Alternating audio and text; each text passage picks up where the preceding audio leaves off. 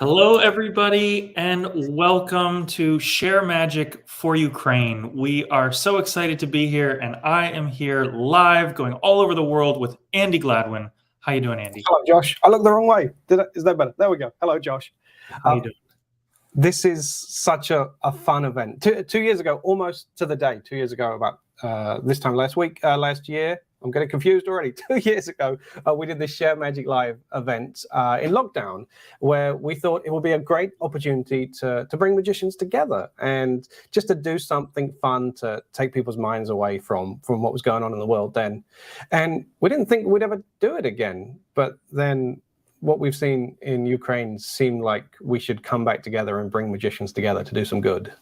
That's right. It's really hard to watch things that are going on in the world right now and not want to somehow get involved. And so here's how we're getting involved. We have arranged an amazing list of speakers and presenters for you today. It's going to be a blast. It's free to everybody in the world. We have people from every corner of this world, even a couple of people who've already mentioned in the chat that they're tuning in from Ukraine. Along the way, you're going to be able to donate, and we hope that you will if you're able. Every little bit helps. 100% of the donations collected will go to Ukraine charities. We've selected a few, and we sort of went back and forth on how specifically to donate and what to focus on. And because our charity efforts, which you'll be hearing a little bit further, a little bit more on later in the afternoon, our charity aims in magic are for Magic Youth. So we thought we would focus on youth in Ukraine, and that's what we've done. So every dollar that we raise today will go to relief efforts specifically aimed at kids. And the donations will be made through known charities that we trust and have researched. But we do want to help out magicians in Ukraine too. So if you are Ukrainian, if you are in Ukraine right now, drop us an email. Let us know if there's anything we can do to help. The one thing we've learned through running Vanishing Ink is that the magic world is just an incredible collection of people. So if there is anything we can do, if there's anybody we can connect you to, we will do whatever we can to help kind of make things a little easier for you right now. Yeah, and we would be remiss if we didn't go over what ShareMagic is all about. So let's start at the beginning, and I'll give you this sort of 2-minute overview. When we founded Vanishing Ink, we also founded a nonprofit side of it. And our aim was just to help out the craft of magic, to push it forward, and specifically to help youth in magic. So when you check out on our site at any point, you can make a donation, $1, $2, $5. We've had people donate $1,000. All of that money is used for this nonprofit. And the things in the past that we've used it for are things like scholarships to magic conventions. At the Session and Magi Fest, our two conventions, we give youth scholarships so that kids can attend for free. No young person ever can't go to our conventions because price is a problem. Yeah, and that's something we've done, not just help them attend the convention, but we've helped with travel costs, hotel costs. We've even taken young magicians who are working on a show for an important reason. We gave them a tour around the dealer's room and helped them pick the right magic and bought that magic for them. And that's all thanks to the support of the magic community. So it's amazing that you can do that, and you have done that. And one thing that I'm very proud of about this, I know we've talked about it, is our last pre-COVID youth program, because obviously numbers are down in COVID, was, but I think it was over 70 kids, and almost a third were young female magicians, which was a really great breakthrough for us. Yeah, that's a focus for us right now, is supporting as many areas of magic as possible. For example, talking about female magicians, we have been working with a fantastic author on a book aimed at young magicians to teach them about the influential female magicians that have been in magic for the last 100 years. Yeah, it's going to be in libraries all across the United States and the UK. And the whole purpose is that when you check out a book from the library as a little kid, you shouldn't just learn that the heroes of magic are white guys. There's lots of other kinds of heroes in magic, and that's what that is going to be about. We've also got a book that we are working on. We've chosen a panel of authors that are really great and qualified to work on a history of Black magicians. It's long overdue, and we're excited about that one as well. And we have so many other projects to tell you about, but really, I think we should talk a little bit about today, the format of today. We have all these great lecturers, performers, speakers that are going to be sharing their magic with you. They have donated their time and their magic generously, and we really appreciate that. You can see the schedule on the website. That schedule is loose because this is a live event. Who knows what direction it's going to go in? But we'll be starting shortly with our first performer. But we just wanted this opportunity to say hi and to thank you for everything that you have done and allowed us to do through the ShareMagic charity. Because we're streaming on a few different platforms, we're on Facebook or on YouTube. If you'd like to donate, there's a link under each of those videos, and you can click to go to the page on our website. And there's a little donation box there on the right-hand side. And we'll be tracking and following the donations as we go through today. In fact, we've been on air for a few minutes now. I think, should we see if we can pull up the first donation, see how we're getting on? Let's see where we're at already. Here we go.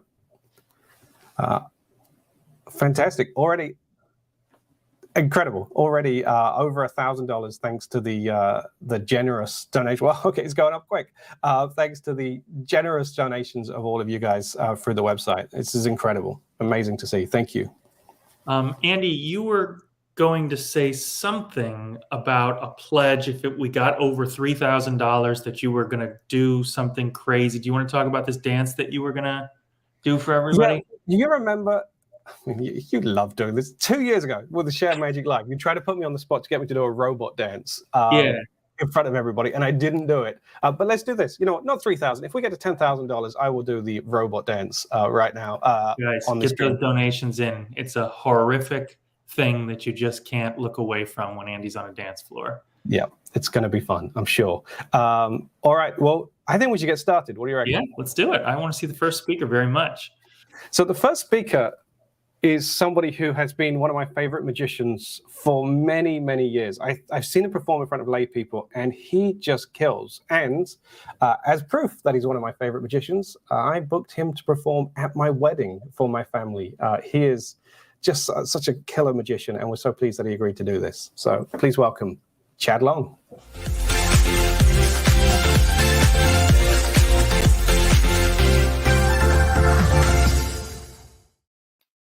Hello, everybody. Hello, Andy and Josh. I want to thank you first for having me here. It's great to be a part. I'm so glad you allowed me to pay to be a part of this event, and I feel honored. I'm kidding, of course. It's been a hell of a 2 years for everybody in the world, and it's great to be part of something so positive. It's heartbreaking what's happening, and so I'm happy to be here. If you don't know anything about me, I know Andy and Josh for many years. If you don't know anything about me, I am from Daytona Beach, Florida. There's lots to do here in Daytona Beach. I've been here most of my life. You can drive to Miami. You can drive to Orlando. It's a lot of fun. I was born in Florida. I grew up in Indiana. My parents had a really nasty divorce when I was about 10. My dad moved to Florida. And a couple years later, I moved down to live with him. And I ended up right next to a magic shop. And I'd go there every day and just hang out and watch tricks. And then I started to learn things and do birthday parties and then restaurants and parties and trade.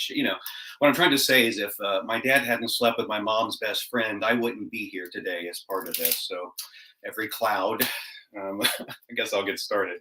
Now I'm going to show you guys a couple quick things because I saw the lineup. And when Andy said, would you like to be a part of this? I saw the lineup and I said I would love to, as long as I can go first and get out of the way. So I'm going to give this a shot for you. Ooh, nice. That's 1,000 hours of my life. Act more impressed out there. I wanted to be a doctor, but my dad said, no, Chad, card tricks. That's where the big bucks are. So don't you hate when your parents force you into magic? It's horrible. I just want to be an oncologist, Dad. All right, here we go. Let me give this a shot. I want to start off with something super, super easy and then do one thing that's even easier after that. All right. Now, Andy, can I get you to pick a card? Where's Andy? There he is. Now, Andy, I don't actually need these glasses because I'm super young. Well, it's just fashion. Now, Andy, normally live I'd have this picked, but I'm going to have you actually say stop. Can you see these? Am I good? Yeah, you're great. Now, Andy, this is what's known as a self-working trick. It's called a mathematical trick, all right, for those not in the know.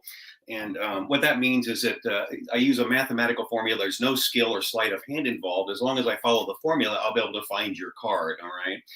Now, Andy, just as I run through these, I'm going to be doing calculations, ignore what I'm doing, and just pick a card. Let me go a few cards first to make it a little bit more difficult. All right. So, Andy, go ahead and just say stop. 5, 17, 13. Stop. Right there? Yeah. Now, you would actually pick this in real life, but now can you see that? I can see it. You got it? Perfect. Now, Andy, I don't have to find the card using sleight of hand or anything like that because I'm going to use what's called a mathematical formula. First, I cut one packet to the table. Then I cut 1, 2 packets in my hand. I cut 1, 2, 3 packets to the table like that. I shuffle 33 cards face up. I shuffle 17 cards face down. And now here's the important part, Andy. If I've been doing this right, I cut 11, 15, 22 cards to the table, which brings your card, the 9 of diamonds, to the top of the pack. Was I close or no? No. Are you serious? Serious, yeah. It's early. It's about 12. It's about noon. This is the earliest I've ever done a magic trick. What was your card, Andy? Name it. King of clubs. The king of clubs. Okay. Yeah. That's why I hadn't had enough coffee yet. In the mathematical formula, the king of clubs is 25 to the table. I put 22. So let me fix that. There's 23, 24, 25. All right. So now it should be it. And normally I would say now check. And of course they flip this over and it is their card now. And it's a very strange moment for laymen. All of social media will be laughing at me until they try it because it's a very bizarre thing. And laymen actually take this very seriously. They think I'm actually doing stuff like that. I've done this for about 15 years now. And it's just obviously window dressing for a double lift. But what I like about this is it's customizable to your skill level or your personality. You can play it serious, and it's super simple. But honest to God, the weird offbeat moment of the change, even though it's just a double lift, it's the same as a change in their hand or a change on the table.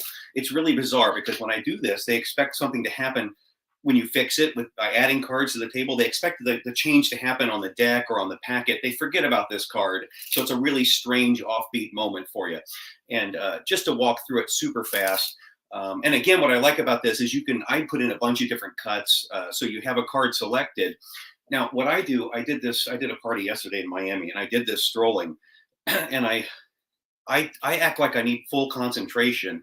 And so it's a cocktail party and people are talking, there's things going on, but I tell the group I'm working for that I need complete concentration. There's some heavy mathematics going on in my head. I'll need complete silence if you don't mind.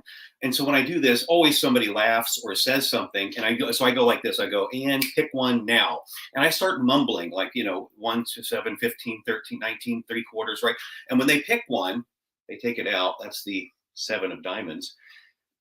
But what is really fun is when I do it, because of my personality, if somebody talks, which they always do, I drop all the cards on the table like I'm mad and say I have to start over again. All right. And laymen like that kind of thing. There's stuff happening. There's noise. There's texture because the cards are flying around and things like that are interesting to them. So I go, just take out a card, 5, 7, and somebody will go, they'll snort or they'll laugh. And I said, I got to start over. I said, I need complete. And that makes them laugh. All right. So I pick them back up. Now they think I'm serious. So I go like this. I say, no, let's do it again. And I'm counting to myself in my head. I'm not even counting the right number of cards. I'm just doing formula stuff just in my head. So they pick one, 6 of clubs. I keep a break above it. And I use this J.C. Wagner subtlety that I learned on a VHS tape about 100 years ago, where you go like this. Okay. He keeps a break above the selection and he squiggles or he pushes back and forth above the card, above the top half like that. And it looks really good. You can riffle the cards, keep a big break. Tom Mullica in one of his lectures said, keep a break when you're working for real people, keep a break you could drive a truck through. And I know what he's talking about because I've lost breaks trying to be really cool and subtle, So I've always remembered that. So keep a big break, riffle the cards from the front. Another thing I always try to do nowadays when I'm doing strolling and things, I didn't learn this for years, was, and this doesn't apply to this trick, so I'm rambling right now, but is you don't have to control a card immediately. Every time I would have a card replaced, I would immediately control it to the top. And now I've seen really good guys who just wait, and I've been trying this and they forget about the pack. And I didn't know this for the longest time. A lot of you think it's so obvious, but it took me a while to realize you don't have to rush in controlling the card. So you keep a break. I riffle the pack a little bit. I do the top back and forth. And I go, let's try and find your card. I'm going to use a mathematical formula. Okay. So I've still got a big break. What I do is I say, now I think It was about 33 cards down when you replaced it. So I'm going to cut one packet to the table. What I do is I cut about half the cards from the top half. See, I've got a break above their selection. So I go, I think we cut one packet to the table, right? You're just going to cloud up the whole ending for them. You know, the double it, they can't follow it. So I go like this. Hey, I've got a kitty that's trying to destroy my entire setup. Go, go, go, go, go. Oh God, that was a close one. Here we go. So I've cut, I cut one packet to the table. Now I do a double undercut in my hand, a double undercut. So I cut now their selection to the top of the cards in my hand. I believe it's called the talon for those heavy card workers, right? So I get a break with my thumb now. I take it over and I go, I cut 2 packets in my hand. And now what I do is this, I'll cut 3 packets to the table by doing that false cut in the hands where you kick over the top half, you kick over the next half like that, and I keep a break, you know, and I go, there's 1, 2, and 3. So that's a lot of things going on super fast. They replace their card. That's the 6 of clubs. I do this. I say, and I'm not going to find your card using sleight of hand. I'm going to use a mathematical formula. I go, I cut 1 packet to the table first. I cut 2 packets in my hand, right? And now their cards on top. I say I cut 1, 2, 3 packets to the table. And now I turn these face up only because I want to add a little bit more into this. I turn them face up. I go, I shuffle 33 cards face up. I turn them face down and I do a jog shuffle. Remember, there's their selection. When you turn them face up, obviously you're doing a milk shuffle, I think it's called, where you keep that card in place like this, right? I turn them face down and I say I shuffle 17 cards face down. And I've done a jog shuffle, okay? And I lift up on the break.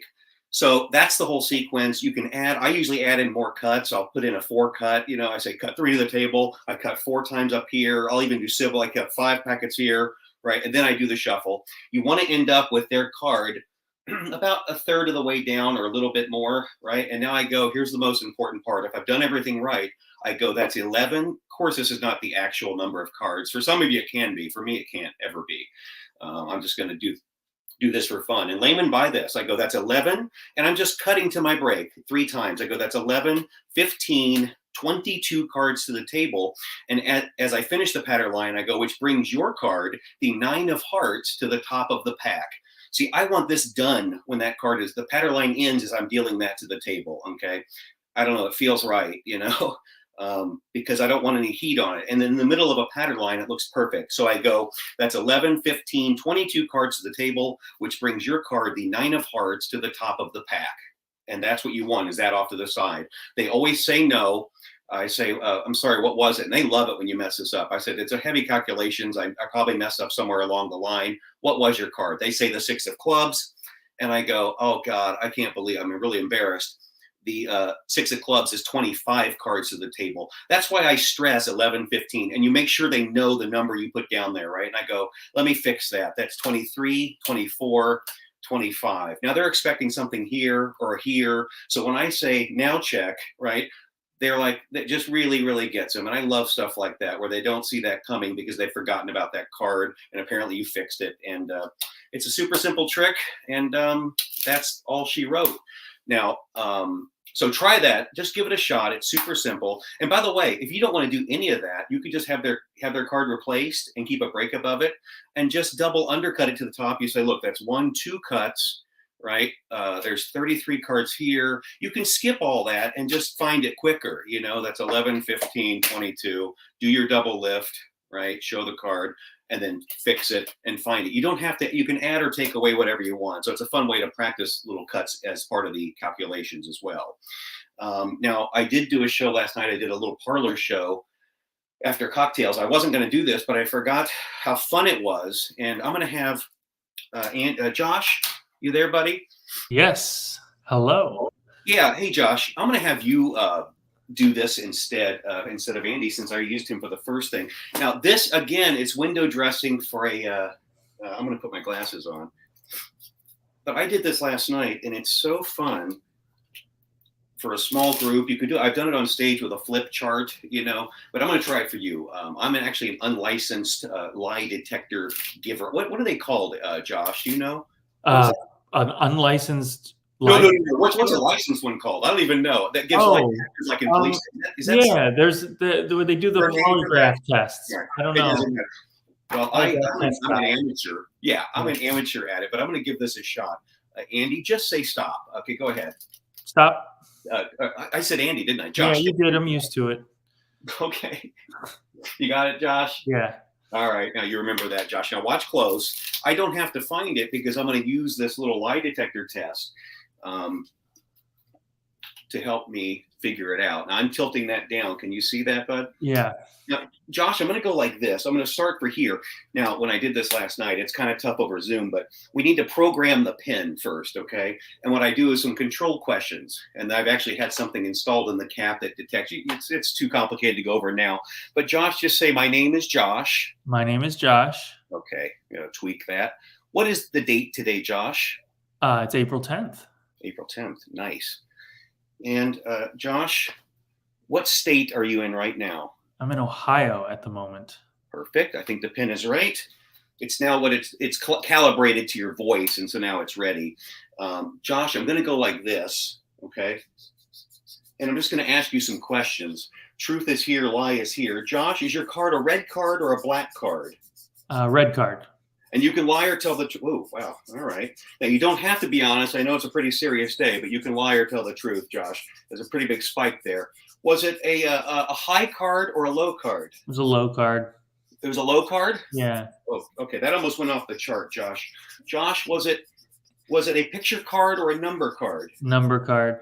It was a number card? Okay. That one I can finish up now with your residual boy.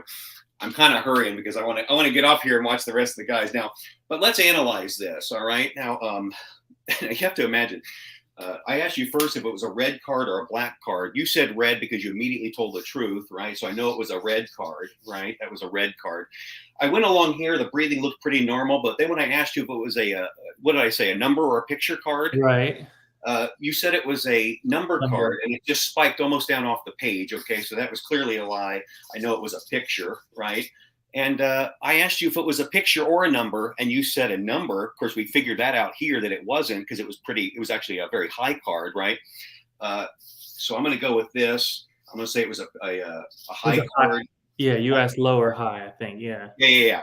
So we know it was a red high picture card, Josh. Judging from the breathing in between, I'm going to go with the Queen of Diamonds. What was your card? Queen of Diamonds. It was the Queen of Diamonds. Now, that's a super simple example of doing this. I did not do this last night, but I wanted to teach this using a playing card, but you can do it with a book test or you can do it with a word. I've done it with cities before, but I brought the paper I used last night, and this is the truth, actually. Obviously, you force something. I didn't force this last night. What you can really do is you want to peek a card, okay? You don't have to force one, but if you force one, you can work out all the jokes and everything. When I did this live all the time, I used to have them hold my wrist on a flip, the big flip presentation chart, and I would have that. And it's funny to them because they're holding, and I would, as soon as they talk, I would make the thing go down off the chart and things like that. So it's a really fun thing to do that looks interesting to them. But last night what I did, and this is what I normally do, I used a city. There we go. Yep. I don't know if you can see that. That says, so I used this chart in my little parlor show, right? And I said, I had them write down, I used a peak wallet.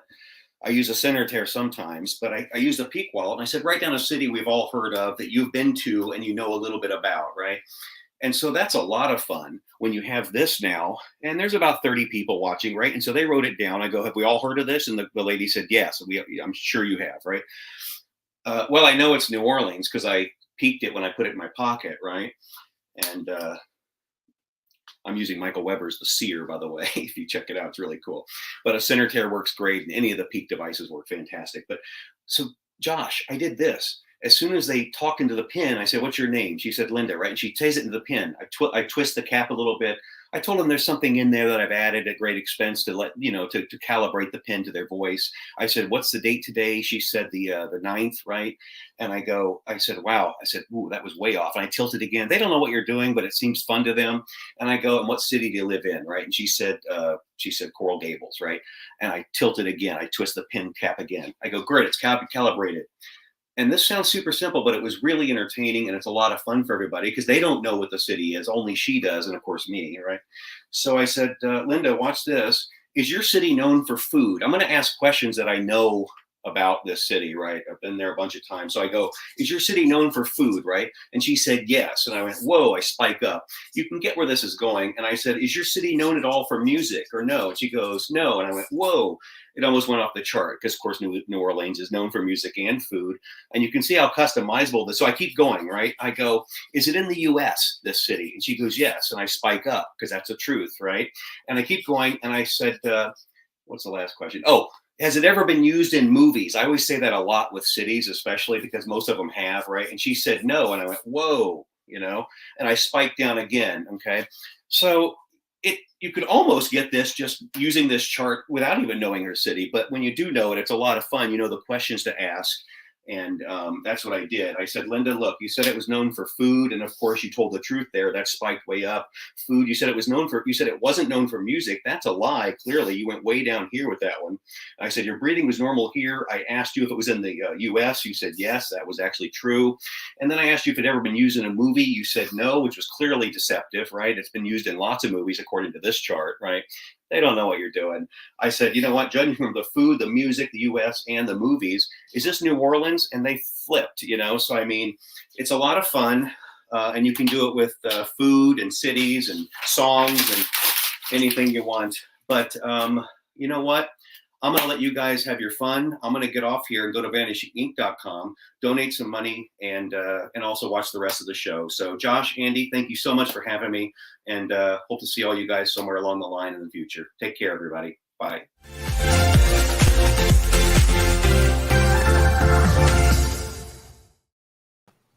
That was fantastic. Love Chad. We have a weird echo, but hopefully that's fixed itself good. That's my new favorite Chad Long trick. I love this polygraph thing. I think it's so cool. It's great. Just a reminder, please, as Chad said, your donations really help, and we'll be putting them all to sending them straight to Ukraine. So I think we have a little QR code. Let's bring it on the screen now so that you can scan this if you are viewing the live stream from somewhere other than the Vanishing Inc. website. That is the QR code you need to scan, and then you'll be able to donate. And we really appreciate every donation. It makes doing this completely worthwhile. In fact, let's see where we are on the countdown. Can we bring that up? What did we say we needed to get to for the dance? Was it 10K? 10K. We're getting worryingly close. Oh, God. I can't wait. Come on, people. Keep it going. Yeah, that's just during Chad Long. That's like jumped up $4,000, and that is amazing. So thank you, everybody, for donating. To anybody who would like a little more specifics, the charities that we've chosen, they give essential medical aid, and this is with a preference and a focus on children. It provides food and shelter, especially for children, and also supports evacuations for families who are trying to leave. So, and once we make the donations, we're going to list them on the Vanishing Inc. blog so you can see where the money has gone to. So we really appreciate every donation you make. Absolutely. Should we move on to our next performer?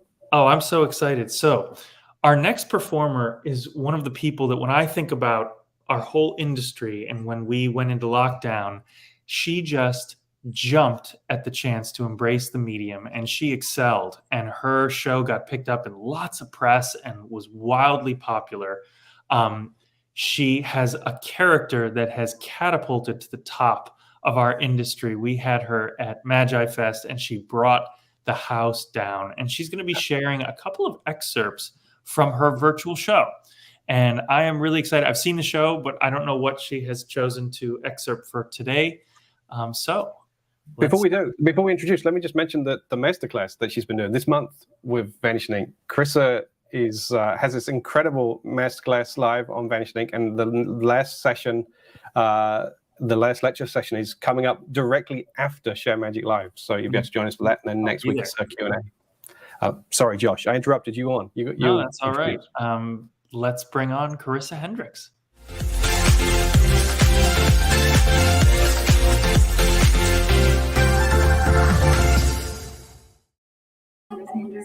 I'm coming to you today from the floor of a hotel room, basically the only place I can get half decent lighting. I'm doing my best. Okay, so I'm actually part Ukrainian on my mother's side, and I am very proud to be part of that heritage and also be part of the magic community today as we come together to do everything we can to alleviate the suffering of the Ukrainian people and support their efforts towards peace. It's really great that we can all do this. I'm really proud of us. As minimal as what we're doing today really is. It's good that I'm part of a community that tries. And I distinctly remember my grandmother growing up making me wonderful Ukrainian food, and everything had this distinct, specific Canadian twist. And that's what I wanted to contribute today, Twists on a Classic. So I have two clips I've selected to share with you from our online show, hopefully things you haven't seen before. And they were our Twists on a Classic. I think that we all have a lot of pressure to do something different. And I think that can be a problem, obviously, because different is not necessarily better. But if you let who you really are, affect the work, and it's different in a way that is specific to you, then I feel like it'll always be better because it will be more authentic. So I hope you enjoy these two clips, our Twist on a Classic, things that are very Lucy Darling, even though they're classic, and also things that specifically could only be done in an online environment, but no camera tricks. So have fun, and thank you for being here. And I happen to enjoy simplicity in magic. Sort of like the Spanish magicians prefer to have magic that's very clear and very simple. And it's true, I think simplicity in magic is fabulous. Simplicity in anything invites us as the audience to add something of ourselves. Perhaps that's why we enjoy Keanu Reeves so much. For example, a simple coin trick could be easily elevated with the addition of a little story.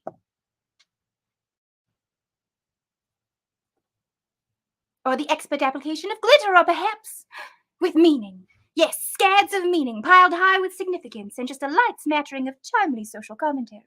So what do you say we do like Derek Delgadio? We make some artwork together. Okay, they're in. I summoned the name of Delgadio, and now no one wants to play. It's too intimidating. Okay. Let's start with Stan, darling. Are you still with us? Stan, darling, do you think you and me, that we are connected, that we have a connection? You feel it. You feel it, darling. Oh, good. I'm glad you feel it. All right, I want you to look into my eyes here in a moment, because on the back of every coin, I guess on the face of every coin, really, and these are all $50 coins, very familiar to magicians, it is stamped with the year of its birth. And since these are all $50, they have only been born since about 1969 to present. So, darling, keeping that in mind, I am staring at the face of this coin. I see a date here etched into the bottom. I want you to look into my eyes, see through my eyes, and tell me the date on this coin. The year on this coin is?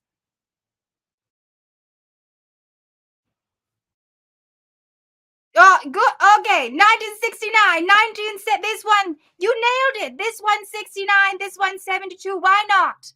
What? Who was the random person who shouted? They don't want to admit to it. All right, so we have Stan says 1969 and God says 1972. God has decided he wants to play in the coin trick because he is intimidated by my expert magics. Amazing. How did you both know? It's a miracle. Okay, let's keep going. Nora, darling, are you still sitting next to little Nora? Are you still sitting next to that big scary man? Yes. Yes. Hello, Nora, darling. I think you actually are a little bit magic inside. Do you feel that perhaps deep down you are a little bit magic? She's made herself disappear. Yeah, good. You don't need to shout, darling. Very, very shout. Nora, darling, I am looking at a year. It's either going to be 2000 or 1999. Do you think it's 2000 or 1999? You're amazing. You are a goddess. Okay, and then out of 1 out of 10, like, what's the next number? So it's 1, 9, and then the next number is what? 9. She's amazing. Look, you got it right. Nora, you have to zoom in. Just pinch, zoom. See, it's correct. Nora, so Merle, are you still with us, darling? Merle, darling? Yes. Oh, Merle, you sound like a tiny child. How did you do that? It's very good. It's really, sounded precisely like Nora. It's very impressive. Darling, this was all, they did good, but you and I truly have the connection. We really do. We really do. And so one number at a time. This one you're going to get. The first number on this coin is, yes, it's almost as if I signaled it to you, and then I won't help you with the next. The next one is,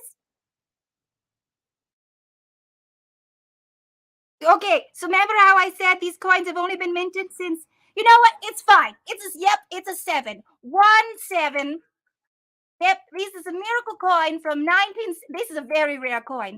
In fact, I had to time travel to get to it. A 1 and a 7. Why not? And then what's the next number? I made you smart, darling. I'll make you do a lot more if you don't pick another freaking number. 1 7. Then it's a what? A 6. And then what? A 9. 1 7 6. Yep, you all did it. How is it you even got numbers? Look, I'll show you. Look, I would extend my arm further to the camera, but it's not very ladylike, and you would see my under. So I just imagine, and so these coins are no longer coins, because you got all of the dates right. These are you. They represent each of you. They are your avatars, and these are no longer cards. They represent obstacles. They are your sadness, your masks, the walls that hide us from each other. They are all these terrible things. They are gentlemen in suits yelling at each other about climate change and Elon Musk. I don't know what people talk about these days. And they get covered up by these obstacles, all covered up. And they are socially distanced from one another. Look, see, I'm making art. I'm just like Derek Delgadio. I made art with my cards. I'm going to get my own Broadway show by making people cry.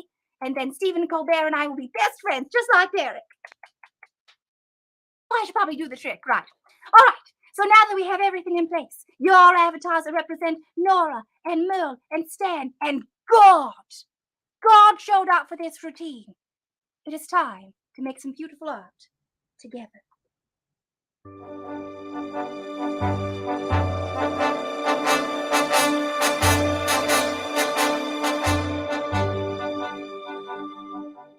Non, rien de rien. Non, je ne regrette rien. Ni le bien qu'on m'a fait, ni le mal, tout ça m'est bien égal. Non, rien de rien. Non, je ne regrette rien. C'est payé, balayé, oublié. Je me fous du passé.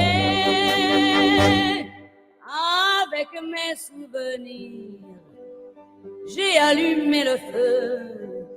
Mes chagrins, mes plaisirs, je n'ai plus besoin de balayer les amours avec leur trémolo, balayer pour toujours. Je repars à zéro. You're welcome. I know you're thinking, oh, I know, a true artist. Call the MoMA, call Broadway, say there is this lady, she is so very elegant, and she is doing artwork, and it will make people cry, and God even showed up for her show in that. No. Well, everyone's a critic. But what Goosey doesn't understand is that this is not just a mere trick, no. This is a beautiful piece of artwork because each of the dates on these coins matches the very one that were called out by a small child, a second Merle, a Stan, and the very God himself. One of the coins has a date that doesn't even exist on coins. You all seem very skeptical. It's almost as if it's a room full of magicians who have no soul. All right, I suppose we should show you. So we will show you. Is this going to work? Oh, it does. All right, you can see this is our little camera. This is our little close-up camera. High budget. It is my phone. So let's start over here. What do we have? We have a little coin here. And on the back of it, we have 1999. I believe that was Nora, darling. Is that your date? 1999. Amazing. Do we want to? Okay. Oh, so good. Yes. All right. The focus came. All right. Next, we have a coin over here that says 1972. 1972. Who was that? I believe that was God who suggested that one. 1972 from God himself. So that's not surprising. I believe he probably did the work on that one for me. We have one coin over here from 1969, which you might not appreciate this, but that's the first year they ever made these coins, which means this coin was very expensive. And Merle, I have to tell you, as I said, they did not mint half dollars in 1769, which makes it even more impressive that I went out of my way before the show to write it on the back of the coin. Big round of applause for everyone who helped us today. Very well done. Thank you so much. You're also so charming. God and Merle, who I've confused to the point where he doesn't know what dates are. That's very nice. When I have the opportunity to actually literally melt a man's brain, I feel like it's a good afternoon. It really is. Now, we do want to do a few more things for you, but first I believe we should clean up a bit. Thank you, darling.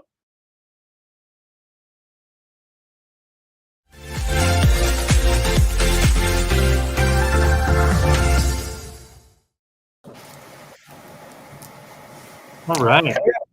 We're back. So should we do another check-in to see where we are with donations? Yeah, I'm curious to see where it's at. Before we do, first of all, thank you, Carissa, for joining us. Let's see where we are now.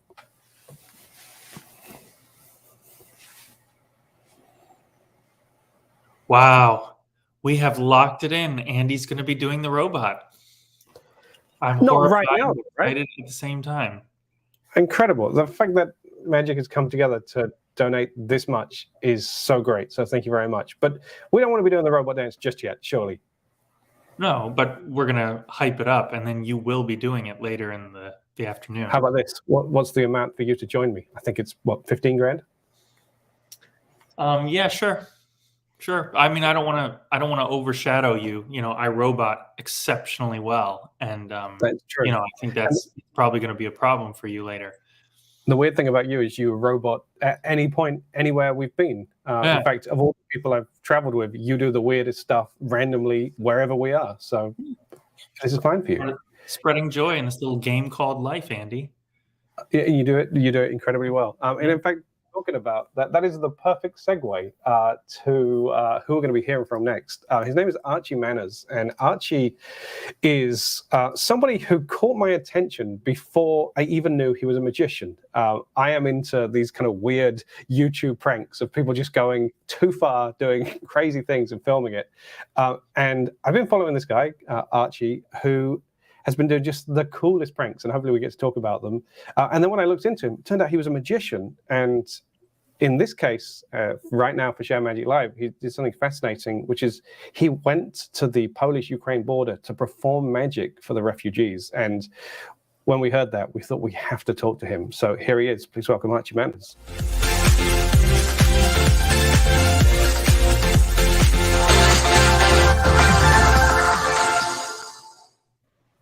Hello. Welcome. I feel very sad that I've come on and holding up the robot, and there are hundreds of magicians around the world that are now seeing me rather than you embarrass yourself, Andy. I think the robot will be there, and the more we pick it up, the more disappointing it's going to be when he does it. Archie, it's great to have you here. Can you tell us what made you do this? Did you just wake up one day and say, I have to do this, or did you plan it out? So no, it was super last minute. I was watching the news like everyone, and I thought, what can I do? And I get quite bored with particularly people in England. I'm sure it's probably the same in America too. Young people on Instagram sharing, I'm about to swear, but rubbish, saying, oh, we must do things to help. We must do this, must do that. And it's like, well, that's all well and good, but actually it's not helping anybody. You just putting up a photo of a bombed out city doesn't really achieve a great deal. So I sort of was thinking, well, maybe there is something I can do. And we've always thought and known as magicians that it's an international language. And I've known that from my kind of gigging experience. I'm lucky enough to gig all over the world and have done it in different languages and with simultaneous translation and whatnot. So I woke up on the Friday with my friend. I Googled which city was being struggling with refugees, and then Googled the local Red Cross, rang up the number and said, "Hello, do you speak English?" And it was very clear they did not speak a word of English. And then they said, "Hold on 1 minute," through Google Translate to me. And a man who happened to be working there did speak English. The next thing I know, at 6 o'clock that evening, we booked flights and we were on a plane. So it was a very spur of the moment thing. And tell us what you encountered there. So we spent the morning working in the Red Cross. We were in charge of nappies. So these deliveries would arrive from across the world in huge, great big lorries. And then there'd be a team of volunteers out front that would sort them out. And some quite entertaining things would arrive. So an Italian lorry came stuffed full of San Pellegrino. Because, of course, that's what you really need. It's a luxury sparkling water in these things. We had the Germans gave us a huge number of toiletries, including luxury Hermes aftershave. There was a very funny moment where somebody put a box next to the coffee, and I said, "What on earth are you doing putting that there?" And he said, "It's a catheter. It's a catheter." He thought it was a cafetiere, and it wasn't. It was a catheter. So there were lots of kind of amusing moments. But we were in charge of the nappies. So we were in this small room, and baby products would come in, baby wipes, nappies, dummies, all this sort of thing. And we would then put into huge, great big pallets, sort of twice my height nappies, wrap them up. It was, I guess, a bit like working in a supermarket. And then they'd be dispatched out across the border to Ukraine. So we're in this town called Lublin, 60 kilometers away. So that was the morning. And then in the afternoon, I went out to the refugee centres, formerly sports halls and leisure centres, and performed for the refugees that had just arrived, who'd been there for a couple of days. Oh yes, there's a picture. That was the first refugee centre I went to. That was in a sports hall in the centre of Lublin, and another kids' shelter. And I sort of walked in. It was interesting, actually. I didn't really have contacts there. I just walked in and I went on my phone, Google Translate. I went, "Hello, I'm a magician from London. I understand you have some children here. Can I cheer them up?" And sort of comically playing this in Ukrainian to the people. And thankfully, they were trusting enough to realize that I was genuine. And by the time I'd opened my sponge box, the first time I opened my box of sponges and magic, and Ding Dong was there. And that was a moment where I had to get rid of that quite quickly before they got completely the wrong impression of what I was going to be doing. Great. And then I would go in, sit down, start performing for one of the children. And then within 5-10 minutes, you'd have kind of 30 around you. And it was amazing, absolutely fascinating. They were just about old enough to know what was going on. And then the parents would come and join you. And it was, I do a lot of magic for a lot of very rich people. And it's rewarding in the sense that I get to go on nice holidays and live in a nice flat. But this was by far the most rewarding thing I've ever done professionally, making them smile just by doing the simplest of effects. And it also made me think about my act a lot, because you're performing for people that literally can't understand what you're saying. And I speak very fast. I'm quite snappy when I perform, and I'm very verbal. I use my voice for misdirection much more than any kind of sleight of hand. And these kids, they're on it. Like if your sleights aren't good enough, you might not understand what they're saying, but they'll point and they'll go, to or thumb tip or whatever. You have to be very, very good at sort of spotting them. There's a photo that I saw. Somebody's holding up a sign. It says something like, "Young magician, follow me." And we might even have that photo. Tell me about that. I don't know if you've got that pic, but when we arrived at Lublin Airport in the snow, we were meeting the guy who picked up the phone at the Red Cross, who was going to kind of be our guide. And I had no idea what he looked like. So it was just a bloke I'd spoken to 8 hours before. And he had a big sign saying, "Hogwarts, follow me," which I've actually still got next door. And that was how we knew who he was. He's got an enormous, great big beard called Rob. And his main interests seem to be drugs, trance music, and helping people, as far as I can ascertain over 3 days. Same as minus the drugs and the trance music. What was the reaction of these kids? Like they've been through probably the worst week of their life. Like, was this a great way for them to forget what was going on? Could you just still tell that they were troubled? Like, what's happening in their minds during this? Well, I mean, ultimately, they need food, they need water, they need safety, they need to be back in school, they need to be home. So me turning up with a pack of cards is somewhat useless in terms of what they really need. But the world's response to the crisis, it was very obvious when we were there, was that at least in the short term, they've got their basic human essentials. And things like this will continue to provide those things, super important. So it was really lovely to be able to give them just something else, some other purpose for being there. And, you'd walk in to these sports halls and they were part like prep school, part prison, sort of 100 beds, wireframe beds, one next to another, and it was predominantly women and children, because at that point the men were being forced to stay behind to fight. And it was just the air of sadness when you walked in was English people will listen to my voice, and it won't surprise them that I've had a fairly privileged upbringing, and it was really, really shocking and quite striking the way in which they would just be lying there with a few donated toys and sweets, and the kindness as well was really shocking. So halfway through my show, one of the places I went to, one of the kids came and started, like kids always do, went to my box and started fiddling around with my props. And I'm sure magicians will be very familiar with that every time you've got children at a wedding or whatever. And the mother, having come through war, came over to the kid, took her away and went, no, very rude, very rude. And I was thinking, Christ, even now you're kind of focusing on making sure that your child has got good manners and applauding and all of that. So they did smile, they laughed, and they were very, very sweet. But of course, the sad thing is I left and they're still there. The most shocking one, the last one we went to, was a refugee center for deaf orphans that had been moved from Kyiv to Lublin. And as a magician, that was impossible, because you do a trick and you get no reaction at all because they don't clap. Why would they? They're deaf. That means nothing to someone who's completely deaf. And I did the show, and eventually they started doing jazz hands, and they were laughing and they were smiling, and it went really well. And then afterwards, the organizer said to me, which really hit home, she said, the shocking thing about these kids is they never heard the bombs. They just felt them. And that was a really like, whoa. They couldn't even hear the bombs falling around them. They could feel them. And that was, yeah. So it was, leaving the places was really quite tragic, but being able to I did nothing more than give them a moment of laughter, which is, I think, the joy of magic for anyone, but perhaps it's more needed and more valuable for people in those positions than it is, in my life, at least, for a CEO at a conference. It certainly was. It seemed to be a kind of a very, very small thing, but it's stuff like this. It's this kind of fundraising that gives them what they need, and then magicians and entertainers and anything else that can add a little bit of extra and a little bit of magic to keep life worth living as a bonus. Fantastic.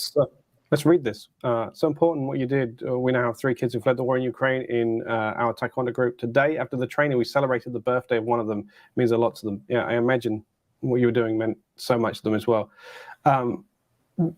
People maybe want to get involved and do similar things to what you did. Do you recommend it? How would they go about it if they wanted to do this kind of thing? I absolutely recommend it. It was, as I say, that was one of the best things I've ever done professionally. It was really not that expensive to do. The cost of a hotel out there and the cost of the flights was not a lot. It was less than a single gig for an average UK London working magician. So it's reasonably accessible. And contact. My one advice is go through an official organization. You can't just rock up to these places. I did rock up to the refugee centers. It worked, but next time I would make sure that I had someone really helping me to go into these places, because there's all sorts of child protection issues and that kind of thing. And yeah, it is valuable. What isn't valuable is bringing things with you. Money is good, and hands on the ground is good. But the one thing they were saying is they're getting quite frustrated with having to sort out goods that have been driven over there, because a lot of those sort of things, it just gets tangled, less useful. What they really want is cash, so they can buy medicines and food and that kind of thing, and they can divert it, and then feet on the ground. So I think anyone with an entertainment background that can do anything, particularly for the kids, I would really encourage you to go just for a long weekend. You'll get as much of it out of it as they will, I think. Amazing. Archie, thank you so much. This has been really informative. It's really, really amazing that you just took the plunge and did that. Yeah, it's incredible. Great. Thank you very much. See you.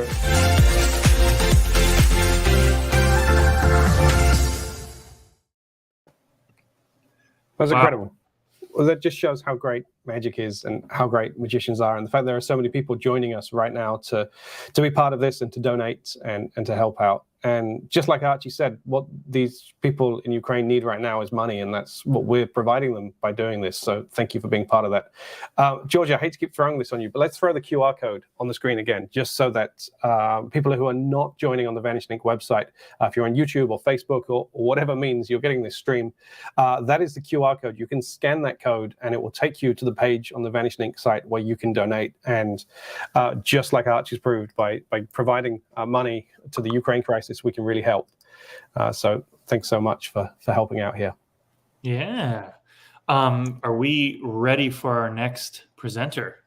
Yeah, we are. And this is a presenter who I first saw perform in Spain, and he is an exceptional magician, and I'm really glad that he agreed to be part of this. So please welcome Victor Pina. Yeah.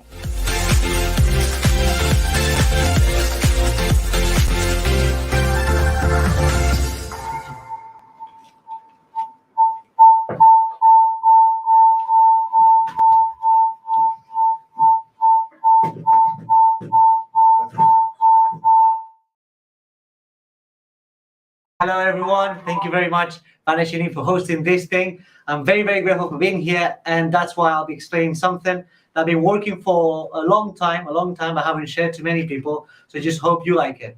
Okay, just a trick that it takes some time to develop, but I don't know if you could see the cards I was showing.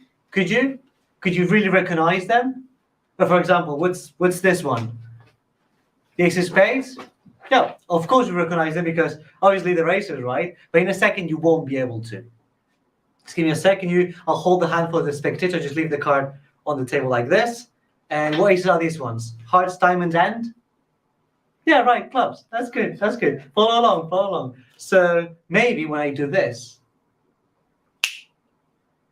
and you won't be able to recognize any of the aces, not even the spades one that's on the table. Let's have a look. You recognize it? Maybe not. Maybe you cannot recognize either. None of the aces, the other aces, right? It's weird because 30 seconds ago you also recognize all of them. Oh, sorry, better show you the face of the card so you can actually see them, right? No? That's weird, as I was saying, because 30 seconds ago you were able to recognize all of each of the aces, and now you just can't. It's weird, right? But let's try and get back to the ace I put on the table. Do you remember what that was? Here's a space, right? Let's leave it there. Something in here? No? No? No? Give me a sec. And maybe now, after some time, you can kind of see 1, 2, 3, and the 4 aces again. So this is pretty much it. It's a trick that's been with me for a long, long, long time. It hasn't been published, and I thought, well, such an incredible day to put it out for you so you understand a little bit how I construct my magic and you can maybe take out of this, okay? All you need for this is a double backer, matching the other aces, obviously, and some of the moves I'll be showing you, okay? Obviously, this is not an effect that it's very, very powerful, very impactful, but it's got something to it. It's a small, as kind of used to call these kind of tricks, juegos de arte menor, like minor tricks. Not because they're less important, but because the impact that they have, it's in a different way. It's not more as a full punch. It's more like a feeling of, ooh, something very, very special just happened. So what's the setup? Very easy. Double backer in between the ace of clubs and the ace of diamonds, and the aces go from top to bottom, diamonds to spades. Okay, I'll show it to you. Spades, hearts, clubs, double backer, and diamonds. And Gabby used to say, if they want to look, make them want to look, instead of saying, hey, look. So instead of me just going, hey, look at the aces, I thought about this. So I'm going to start talking about the routine and just talk a little bit and then just show the aces casually. And you're going to look, because obviously this draws attention because it's aces going on the table. But at the same time, I'll be like, oh, were you looking at the aces? And they say, yes. And they're like, oh, but were you able to recognize them? I'll be like, obviously. But without me asking them to look at the aces, they did. And they're already inside of the trick without even knowing. This is something that Fred Capps always used to do when he was doing tricks. You wouldn't notice, and then boom, you're right inside of the trick. And this is one of the best ways I found to do this. How you do it? So you're doing a scan your spread, peeling 2 and 1. You're going to keep a break in between the third card and the fourth card, which is just at the top of this bottom 2 cards, like this. You're going to show 1 card. You're going to do a Stuart Gordon, then another card, and another card. You might be thinking, oh, Stuart Gordon, a double laying down on the table. Don't worry, because you got this other card on top. They'll help convert the inertia that we use for the card to split, but not this one because I'm doing it very well apparently. But normally, if you do this on the table, the card will split. It splits here a little bit. But if you put another card here on the top of the table, the card will slide on top. So the move we'll use to split the double, you use to move like so. This is what I kind of used to call the king's bed, because it's like kind of laying the king on the bed. So you keep on going, hearts and spades, and you just notice, oh, you're looking at the aces. Will you recognize them? I was like, yes, of course. Like, okay, scan your spread again. square, keep the break in the same position, and now show the top card, which is the ace of spades. Like, oh, but can you recognize this one? Which one's this one? They'll be saying the ace of spades. Like, well, of course you could recognize me because they're aces. What you've done here is taken the top three cards all above the break and use these as a to oh my god, to just turn over the other two cards.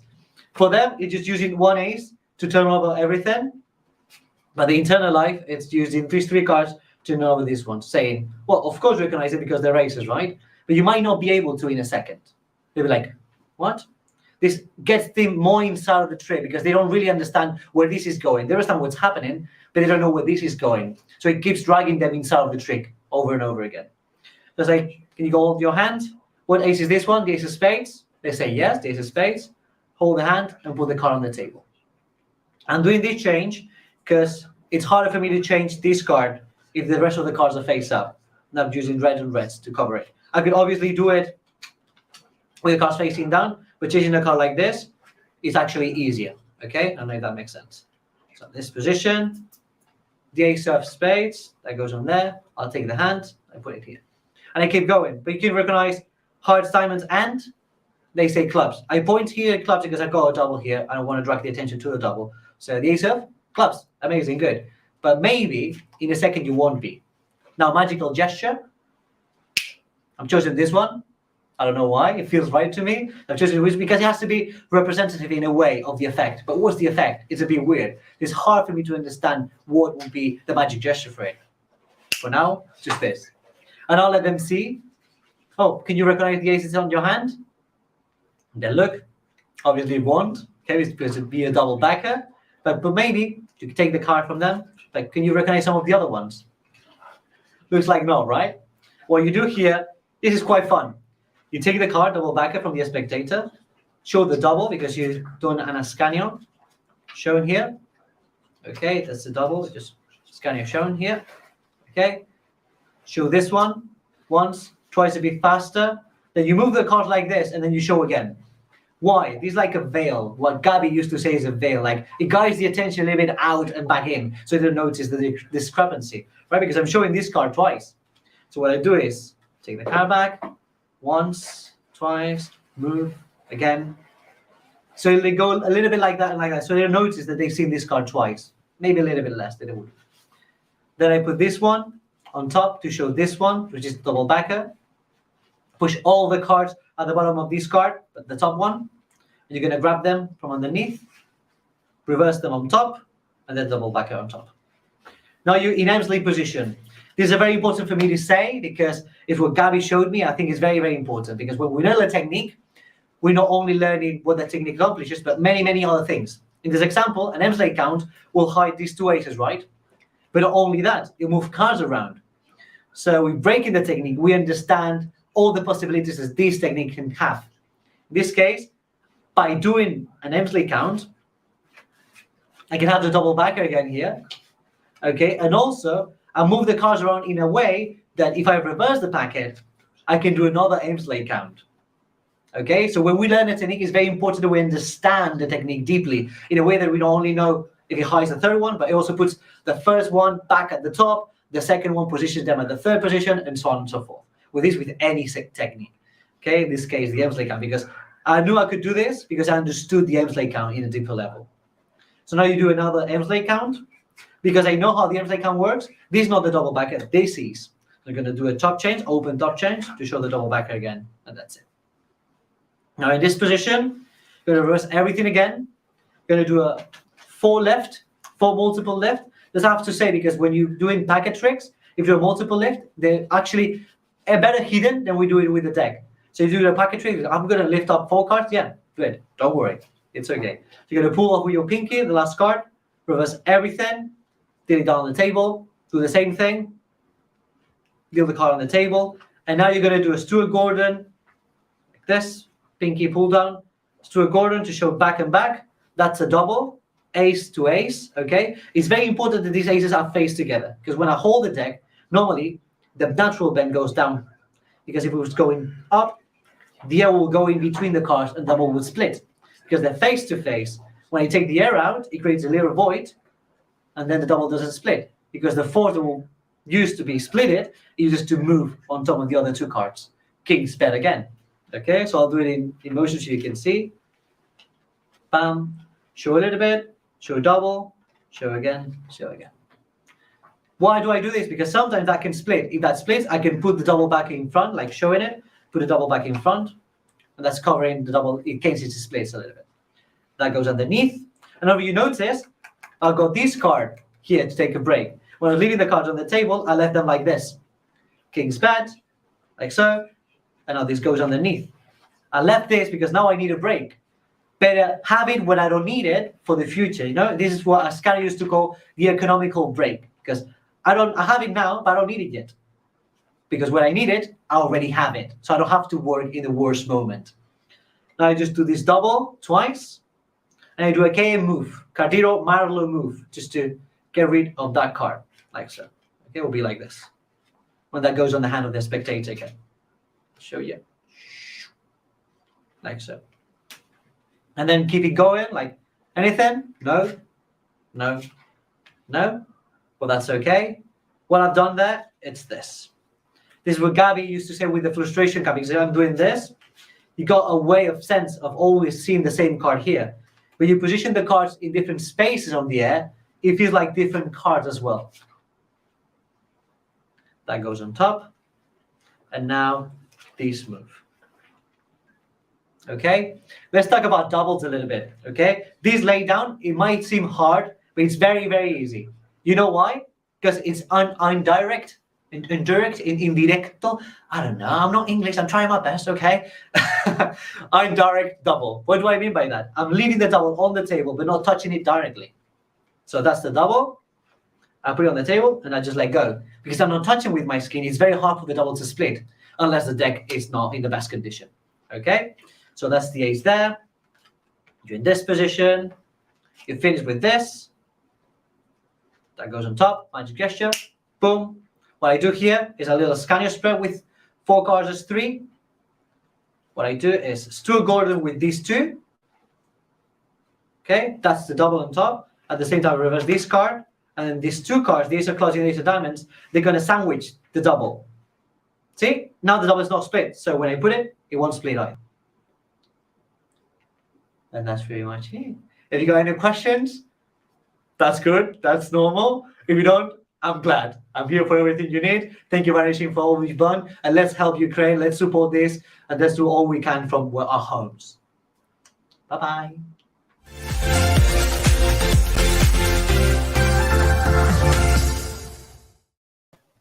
Thanks, Victor. That was amazing. All backs routine. Lovely, lovely handling of doubles. I love the routine.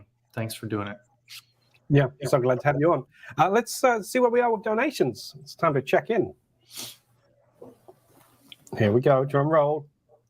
Oh, 12. nice. Oh, getting close to Josh doing the robot dance right now. 13. It's great. Glad to have some company on the robot dance, I think. Oh, whoa. Did you see that jump? That was a big jump. 14. Incredible. Again, thank you for all of the donations that are coming in. It is amazing. Well, you know what? It's time to do an incentive to have more people donate, because this money really does mean a lot, and it's going to really help people in Ukraine. So anybody who has donated and anybody who donates in the next, let's say, 10 minutes, will get entered into a random draw. One person will get to win. I think we said till 2 o'clock. We said. Did we? Okay, perfect. Yeah, which is 45 minutes from now. So you have a little bit of time, but don't hesitate. Till 2 o'clock, you'll be entered in a drawing to win. Here we go. I'm going to do a drum roll, but I don't need to, because it is $1,000 worth of Vanishing Ink merchandise. So a big care package from us to one person who'll be randomly selected, who's donated previously or who will donate in the next 45 minutes. So let's get those donations coming in. Why don't we just show the QR code very quickly, just while we talk? If we can, that would be fantastic. Just for those people who are not joining us on the Vanishing Ink website, if you are, the chat's going really strong on the Vanishing Ink website. I'm watching it through. So much love for Archie and Chad and Carissa and Victor, and there's much more to come as well. So you can scan that and you can donate straight on the website. So Andy, who's coming up next? Yeah, so our next performer is from Singapore. He is a photographer and a phenomenal sleight of hand magician. So please welcome Avi Yap.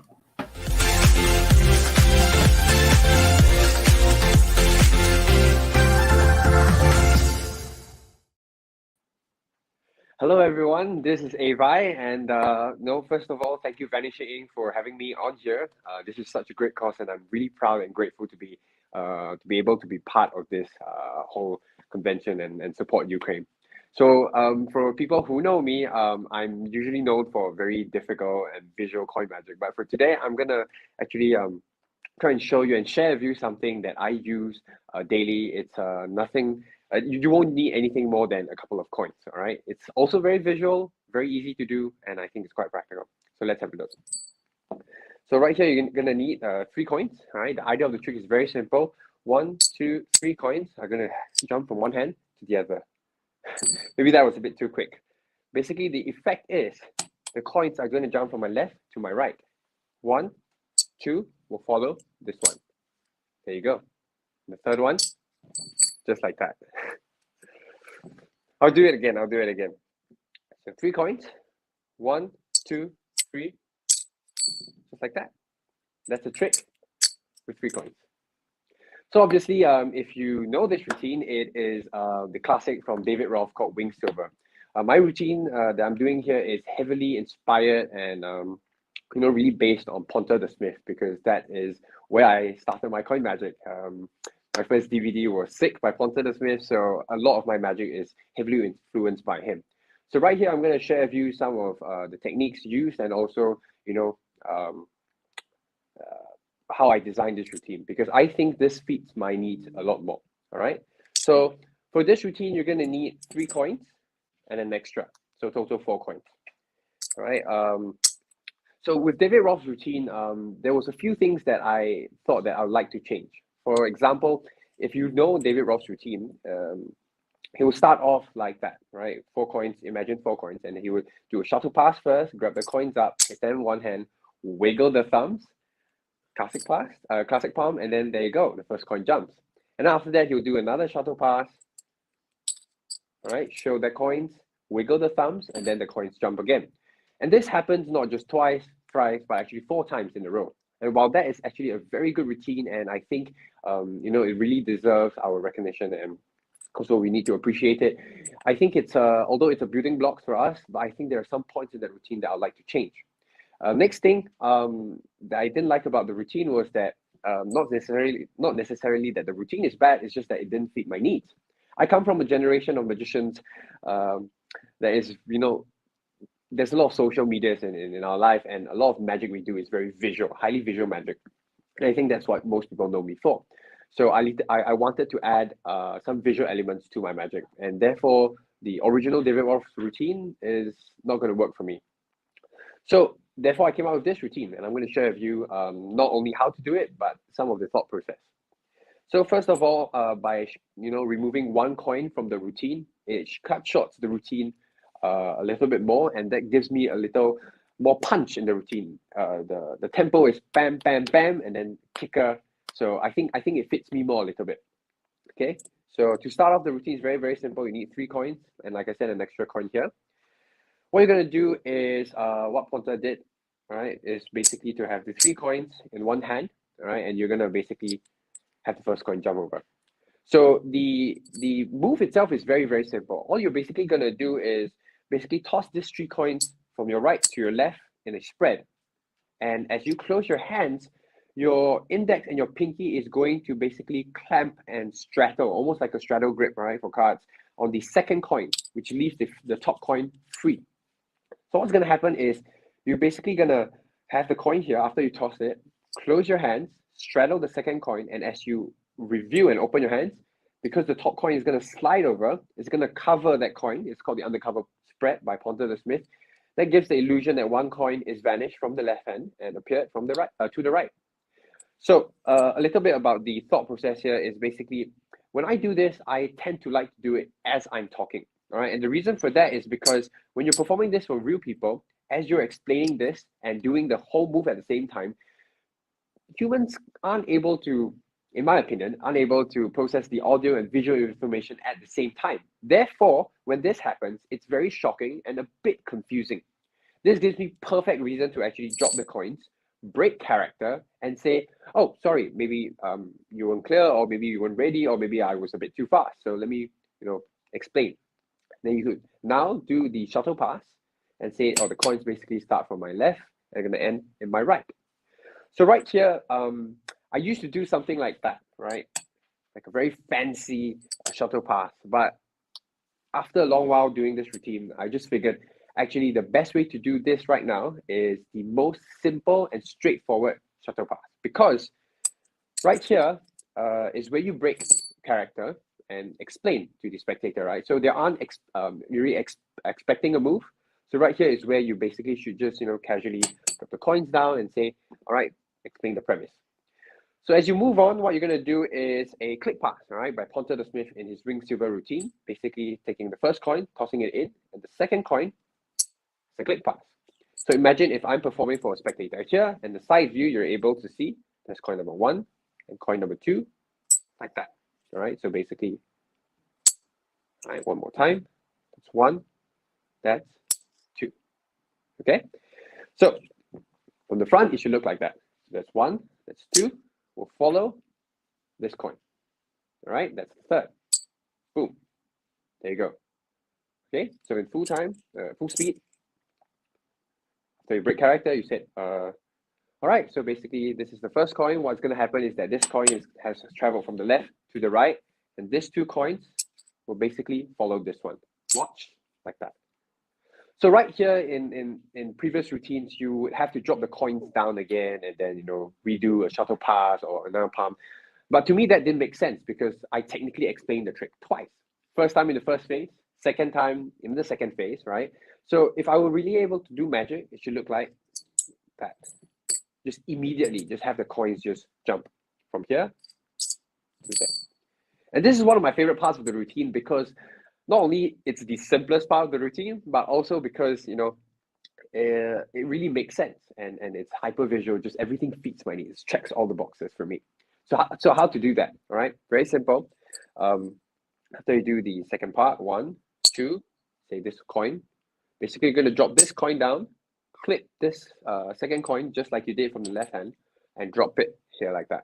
And then all you have to do for the left hand is slightly curl it with the open palm Ramsey style key, and with your right hand, just basically flick all the coins, right? And if you combine those actions together, you're going to get a very visual transfer, right? And right here, the trick ends, or at least that's what the spectator might think. So what you're going to do now is basically bring the coins back to the middle and then end your trick and do the get ready for the kickback. And for long and hard, I wanted to find a way to be able to switch the coin from my left to my right because I needed to do the kickback with my right hand. I could do it with the left hand, but that's going to break, everything that I've been doing, the continuity. So if I did this, even though you can't see the coin, it feels as though I have a coin, even though you can't see it. So I thought long and hard, and I found out that once I'm done with this part of the routine, you can see that the coins are in my right, and it's off center. So it's very natural for me to take the coins and place it in the middle. And therefore, in that action, I'll be able to switch the coin. All right. So I'm going to show you how it's done. Left hand. Basically, take the coin with the hand with the left, with the coin in the left hand. Sorry, you're going to take 1 coin. The hand with the right, with nothing, you're going to take 2 coins. And as you move to the middle, your right hand thumb is going to pull that coin as if a retention vanish to finger palm, and you're going to basically drop the coin from the left hand down like that. All right. So in speed, it should look like you just basically place those 3 coins from the side to the middle. All right. Once you're done here, basically you can, just take it like the routine is over, and then you ask the spectator, would you like to see it again? And if they say yes, well, you can do your kickback. So how to do the kickback is very, very simple. And this is actually my favorite part of Ponter's original routine. This part fooled me badly when I first saw it. So I get a lot of kick out of doing this move. So all you have to do is this. Take the coin. First one goes in. The second one, as you go in, you're going to do the same click pass as your second phase. 1, 2. Right? From the side, I'm going to show you. Okay? It's 1, 2, 3. And you're going to, keep your hand as if you're just holding something, holding a lot of things. And this hand is just going to be just casually down here. Right? You do not want to do this. You want to do this. Okay? So again, 1, 2, 3, like that. And then straight away, open. This is going to be in reminiscence. Once you're done with the routine, basically that's it. You can get your round of applause. And yeah, that's it from me. Thank you, Vanishing Ink, for having me on this wonderful project. Support Ukraine, stay strong, Ukraine, and I'll see you guys next time.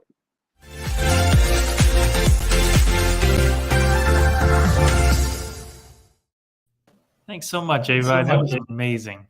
Absolutely lovely. Yeah, that totally fooled me. His coin magic is exceptional, and I'm so glad that we could share it here right now. Should we do another check-in? Yeah. Let's do it. Let's see where we are with donations. Oof, that's amazing. Wow. Thank you guys so much. This really is incredible. And, just a little reminder, for those who are able to donate, we so appreciate it. But even if you're not able to donate, one way that you could help is to share this screen, share this event on your socials, check in with your followers that you're here, that you're watching, encourage them to donate. Every little bit helps. And, we're so grateful when you support our site, but for the next hour, we would rather you put that money toward what we're doing here. And let's forget magic for a bit and donate it to a great cause. Yeah, if you're going to spend $20 on magic, maybe donate it instead, because I think you will probably change way more lives doing that. So, and also because of the random drawing that we're doing, there's a chance that you get to win $1,000 worth of magic anyway. So anybody who donates for the next 30 minutes or in the next 30 minutes will have a chance of winning $1,000 worth of Vanishing Ink magic. So if you donated previously or during the event or before that, you'll also be included in the drawing. But somebody is going to get it. The thing that I think I'm impressed by and grateful for today's event is, as we watch these donations come in, it's actually not just large amounts from a few different people. It's a lot of people making donations in, relatively small amounts, which adds up. And it's just so great to have the participation from so many people doing it. So keep that up. Yeah, it's what Vanishing Ink is all about, like people coming together and doing something great. So we really, really do appreciate that. And that's not just the people who are making donations, but also the performers who are giving up their time and doing this and sharing their magic with us for free. So thank you very much, everybody. A few people in the chat have been asking whether this will be available afterwards. And yes, Vanishing Ink customers, it will be added to your account. Anybody who donates will be added to your account as well, because we want to keep this thing alive, and we want to definitely check back some of these routines and learn them. So it'll be available in your account. Yeah. Well, listen, before we get on to the next performer, which I'm really excited about, we have to do a shout out to a very special person. The person who really produced this event and is backstage right now running it and checked in with all of these performers and put all these title screens together and did so much back work. This should be no surprise if you're in the Vanishing Ink family. And that is George Luck. He will not come on screen, but let's give him a big shout out and give him some love in the chat. George, thank you for making this such a success. Seriously, thank you very much, George. If it was anybody else, we would insist they come on screen. But we know that George likes to remain mysterious. But that doesn't mean we don't love and appreciate all of the work that he does for events like this and everything for Vanishing Ink. So please, give it up for George in the chat. He is incredible. And thank you for producing this event. So this next performer has created a huge tidal wave with his virtual show. And the amount of people talking about it and how different and unique it is staggering. And what I appreciate so much is you've got that performing side of it. But then on the lecturing production side of it, this is the person who gave us the butterfly deck and a really great concept that he renewed and improved for all of our card magic. Yeah, I saw this show a few weeks ago and I was raving about it to the whole Vanishing Ink team, and I think pretty much the whole team have now gone to watch it too. And we are so excited to have a small extract of that. So please welcome our friend, Andrei Panishka.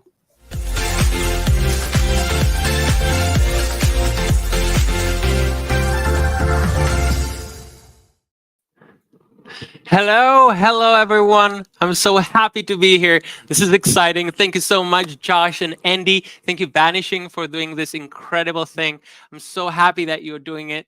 And I'm sure that a lot of people are happy that you're doing it. And we can see it on the donations and so many people that are here with us.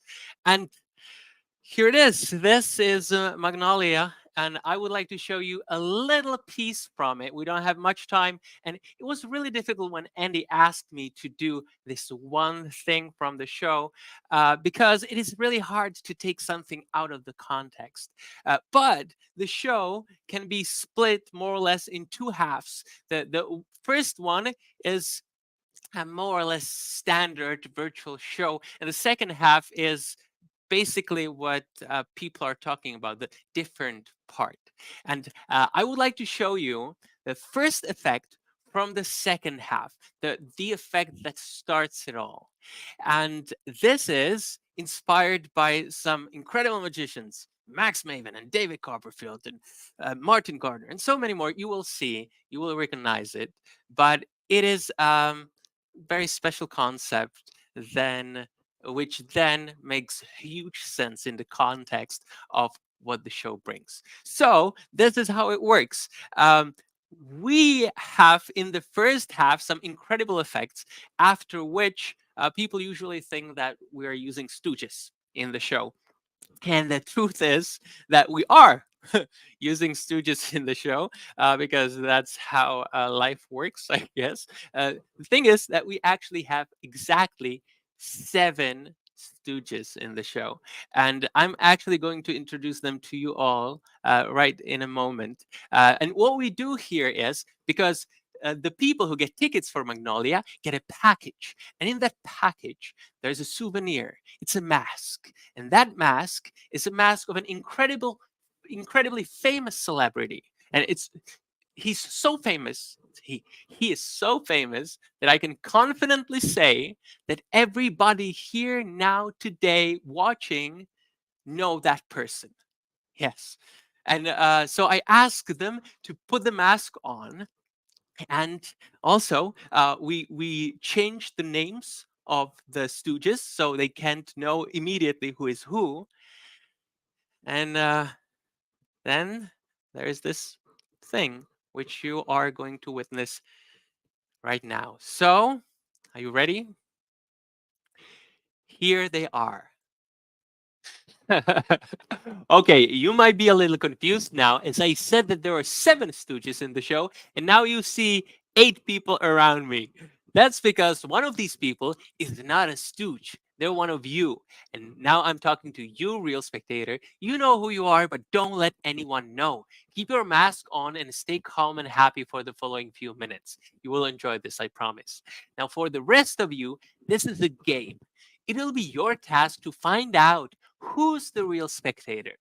In a moment, you will place your finger on any one of the spectators, maybe the one who looks the most handsome to you, and then you will spell their name, and for each letter, move to the next window, up, down, left, or right. You can go back and forth, but never diagonally, and always start on the next frame. For example, if I'm on uh, if I'm on Mr. Magic, I'll spell Magic. Or I'm on Jane, let's say, I'll go Jane. All right.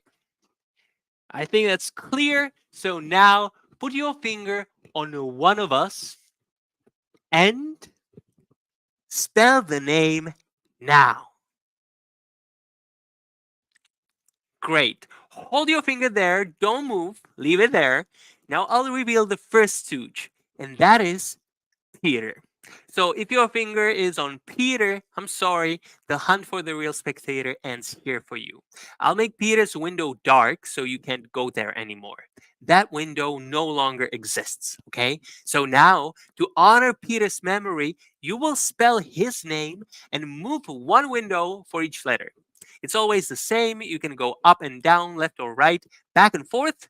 but never diagonally. And don't step on the dark windows. Here we go. Starting on the next frame, let's spell Peter. P-E-T-E-R. Now, people usually closely miss Jane here, and some of them regrettably end up on Paul, who quite certainly is a stooge. So if you ended up on Paul, it's your time to rest now. And to honor his greatly significant 1 minute long existence in this show, let's all spell his name, moving by one window for each letter. P-A-U-L. Another one who's a stooge for at least 100% is George. We just lost our third stooge, the fairy tale magic number 3. So to cheer up a little, let's move by 3 more windows now. 1, 2, 3. Leave your finger up on the screen. If you ended up on Ben or Sarah, I'm sorry, they're both quite obviously stooges. Just look at them. Would you trust that face? Anywho, if you have your finger on them, you're out. The rest of you, just in your head, choose either Ben or Sarah and spell their name now. Now, most of you ended up on Jane, and I gotta disappoint you as Jane is the stooge's stooge of them all. And for the few of you who still survived, please move over just one last window. We're left with only 3 options, and quite obviously, I'm neither a stooge nor a spectator. So here we are. The real spectator is Emily. Emily, you can take her mask off.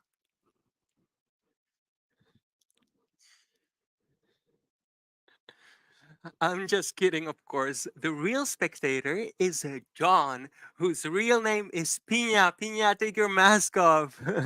And now let's bring the others back so we can see who they really are.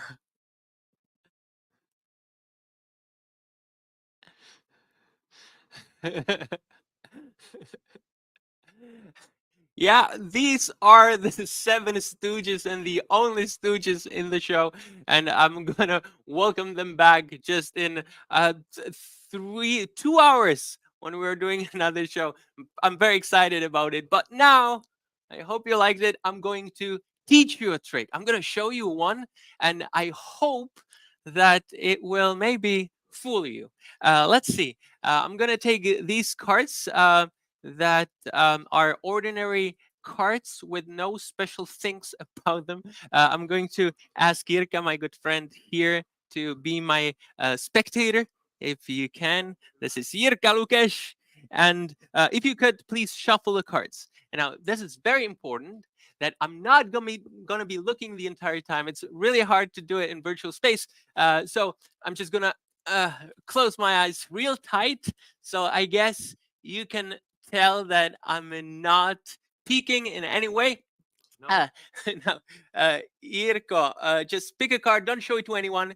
Don't show it to anyone. But look at it yourself and memorize the card. That is very important. I got it. Yes? Fantastic. Okay, now put it back. I'm still not looking.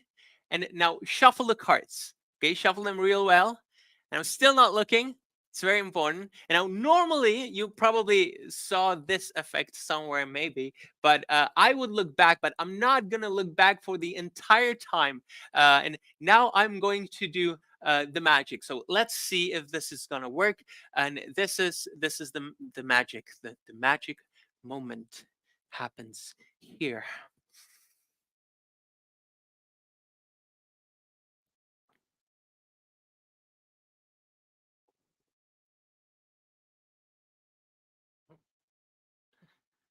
No, it's not my card. It's not your card? No. You're close, but... What was your card, Irka? 10 of hearts. The 10 of hearts? Is that it? Yeah. Yes! Thank you, Guru. Thank you so much, Irka. So, this is the trick. I hope it was surprising for you. And now you might be curious how that's done, how that works. And I'm going to tell you. It is a very special tool that some of you know, and all of you have it in your drawer. It is the most famous, amazing, incredible stripper deck. Yes. So that's the secret, and you probably already know how that's accomplished, but it's a very subtle use of a stripper deck, which I believe that's the way it should be used. So the cards can be shuffled. Card is selected. Then I secretly reverse the cards. I use the riffle shuffle reverse like so. You can find it in The Art of Magic by John Northman Hilliard and T. Nelson Downs from 1905 or 6. I'm not sure. Anywho, now the spectator puts the card back and shuffles. They can riffle shuffle like so, or shuffle overhand, of course. Most of the people shuffle in the non-orientation disturbing way. So that's why the first thing I'm doing, I'm going to let them shuffle so I know how they shuffle. And now I feel for the card and I see I have it, or I feel I have it in the middle. I get my thumb ready here. That's where the card is protruding. Let's see if I can, yes, see there's a card protruding. I have my thumb ready to lift it up in that place. I'm still not looking here. So I take it, and now when they're looking at the card, I already get it ready because the attention is here. So I already have it open. And they say, no, that's not the card. And I don't say anything. I really like the struggle between and the dialogue between the spectator and the other spectators, because they don't know what the card is. So they look at him, is that your card? And he's like, what am I supposed to say? No, that's not my card. It's not your card. And then you just put it in where the break is, and you just ask. They say, you regrip, and you show the card. I think that's clear. I hope you like it. If you don't know, if you want to ask something or want to know anything more, please find me on Instagram and ask the question, send me a message. I'll be happy to answer whatever questions you have. And now I would like to teach you one more thing. And something very special. It's something we came up actually with Victor Pina. So I'm super happy that he's here with us tonight. And I'm going to show you this effect because he was the main consultant on Magnolia show. And there are some effects we came up with that didn't make it to the final cut. And this is one of them. I hope you like it. And I hope you will appreciate the way it is designed, especially for a virtual show. So if I actually make, can we break Pina back? Yes. Amazing. Victor, hello. So good to see you. Now, I am going to ask you to say stop or no, because this for virtual magic doesn't really work because there are delays and so on. So I'm just going to ask you to name any number between 1 and 52, and whichever number you say, that's going to be the card, going to be the chosen card. 49. 49. I was going to count, but we would be here forever. So let's do this. 52, 51, 50, 49. I'm not looking. Now, and again. Now, in this case, in virtual magic, if you will show the card, the spectators would think you have a monitor somewhere. So you peek. So I'm not going to do that. I'm not going to look. I'm not going to peek. I'm just gonna give it to Victor. Just gonna give it to him. Very good. Now, don't show it to camera. Don't show it to me. But look at it, and memorize the card. That's very important. Memorize it. You have it. Yes. Great. Now, put it back. Put it back in the deck. Not looking. Great. It's back in the deck. Somewhere. Yeah. I don't know where. And now we need to shuffle the cards. We need to shuffle the cards. So I'm going to ask someone to shuffle. Is Eli actually in the waiting room? Yes, I am. Hi, Ava. Hi. So now we're going to shuffle the cards in a very special way. How it works in virtual magic. Oh, your head is kind of cut off. But yeah, I can see you. All right, perfect. So I'm just going to ask you to name any number between 1 and 10. 7. Okay, so I'm going to take 1, 2, 3, 4, 5, 6, 7 cards. Now you tell me, should I put them to the bottom, to the middle, or put them back on top? In the middle. In the middle. Okay, now I'm going to put them in the middle. I'm just going to drop cards like this. You say stop anytime. Well, that's nonsense. Right? Anyway, I choose some cards. You want me to put them in the middle, or in the bottom, or to the top? Middle. Say it again, sorry? Middle. Middle. Okay. So I'm gonna put the. Well, this is nonsense, of course, right? So it's so much better to just hand him the cards, so he can shuffle. Yes. All right. That's a long arm. Okay. So thank you. What's this? Okay. Can I have the cards back?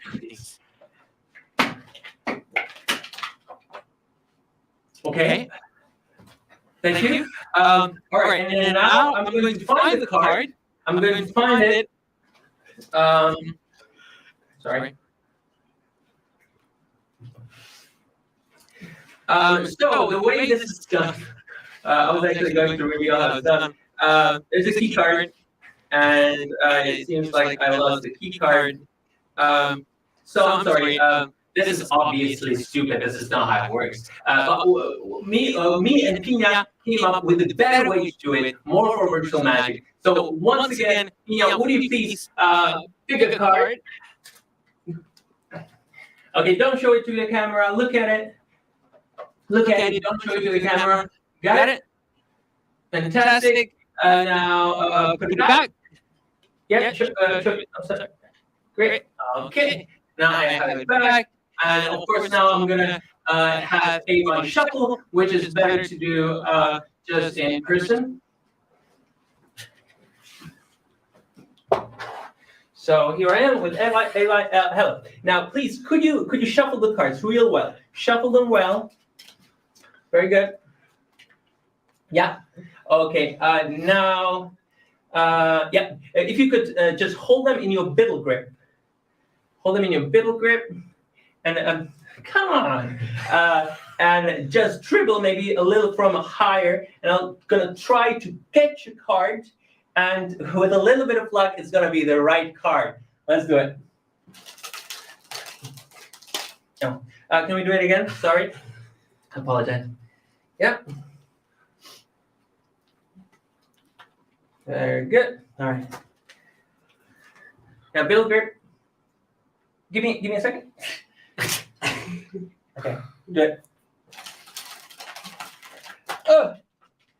Is that your card, Pina? Yes, Was that your card? yes. Yes. Thank you so much, Pina, and thank you, Ava. Thank you so much. You're great. Thank you. Oh my goodness. And of course, thank you. No, Andre. Thank you, my friend. No, thank you, Bo. And stand strong, Ukraine. Have a good one.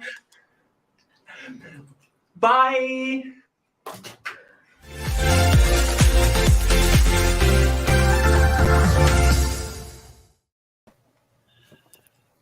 I have no idea what just happened there.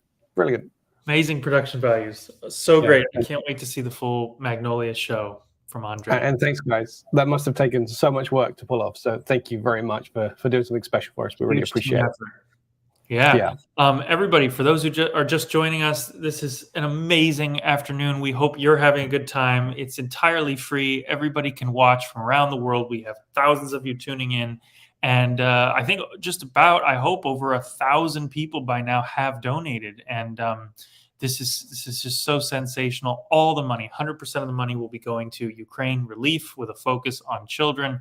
We'll be posting specifically where it's going and the donation amount. But thank you all for what you've done so far. Yeah, and just a reminder for anyone who has donated or anyone who will donate in the next 10, 15 minutes or so, we have a prize draw running where you get to win a chance to win $1,000 worth of magic, and we'll be announcing the winner shortly as part of this event. So please continue to donate, and thank you to everybody who has donated. So this is a fun thing that we don't have in the schedule, but we thought it would be interesting to share. A couple of years ago, I visited Denmark, and I know you did as well, Josh, to watch a magic show. We literally both traveled to another country to watch a show because it was by our friend Rune Clan, and I think it was probably the best magic show I've ever seen.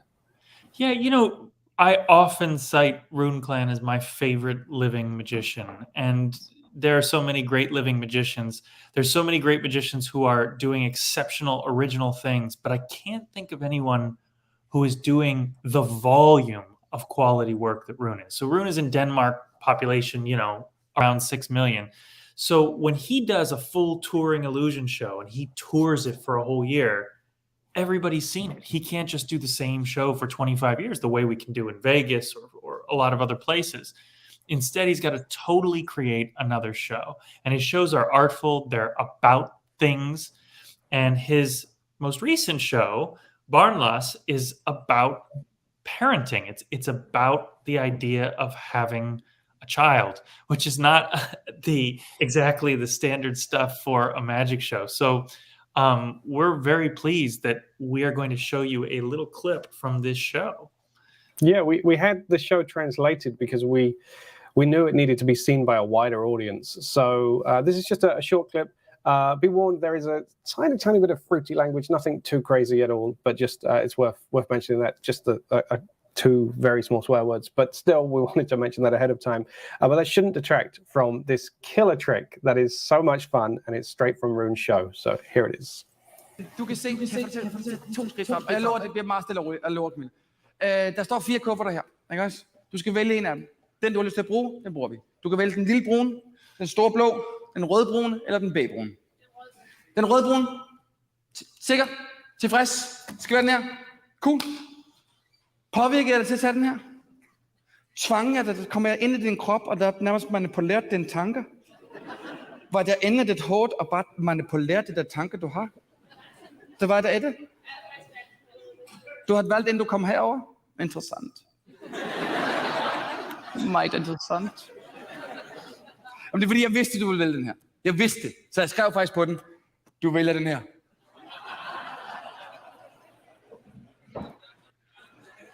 Jeg fjerner lige dem her hurtigt. De skal lige... Nej, hun vælger ikke nogen af dem her. Ikke!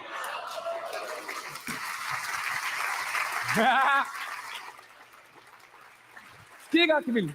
Jeg kommer lige over til dig. Og så stiller vi den lige her. Og så åbner jeg her. Og får den låst. Fedt.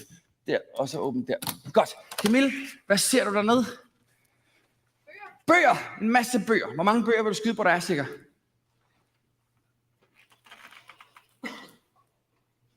Og 9-10 stykker. Det var et grundigt bud.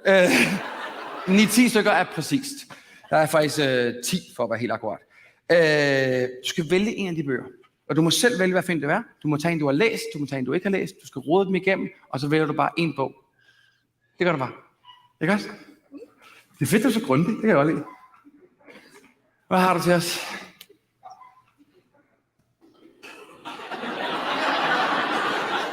Ikke noget i morgen, vel? Hvad har du valgt? Hvad hedder den? I den klare nat.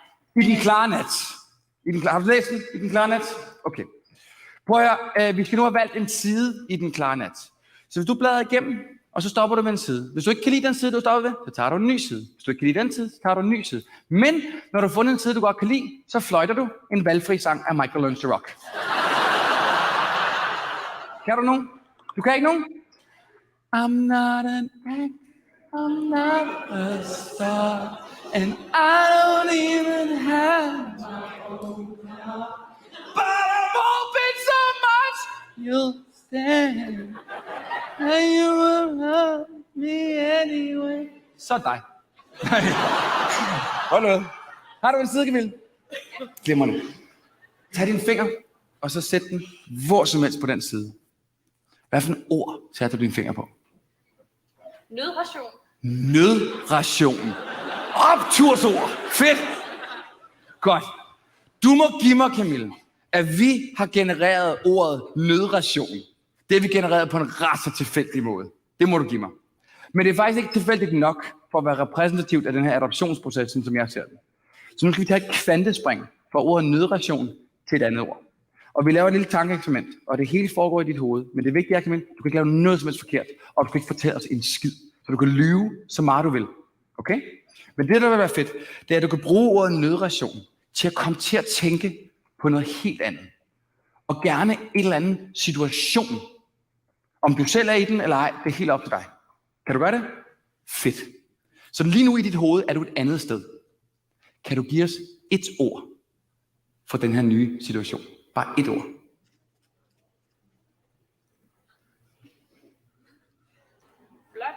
Hvad? Blot. Farven. Det er blot. B-L-O-T. Blot. Ikke B-L-O-T, men blot. Sejt. Blot. Skide godt, Camille. Luk bogen. Smid ned i kufferten. Skide godt. Camille, bare lige sådan, så vi er helt enige. Der var 4 kufferter.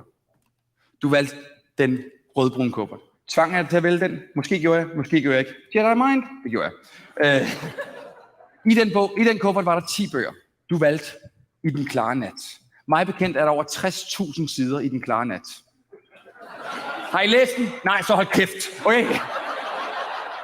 Du valgte en ud af de 60.000 sider. What? Og på den side er der hundredvis af ord. Du satte din finger på et af de ord, og det var nødration. Havde vi stoppet der, havde det været ret tilfældigt. Men nu gik vi det helt vildt lange skridt til et helt andet ord. For du har jo millioner af erindringer i dit hoved. Men nødration fik dig til at tænke på et eller andet igennem dit syge hoved. Så ender vi helt herover, hvor du gav os et ord. Og det ord var blot. Er det korrekt? Sejt, men mega fedt.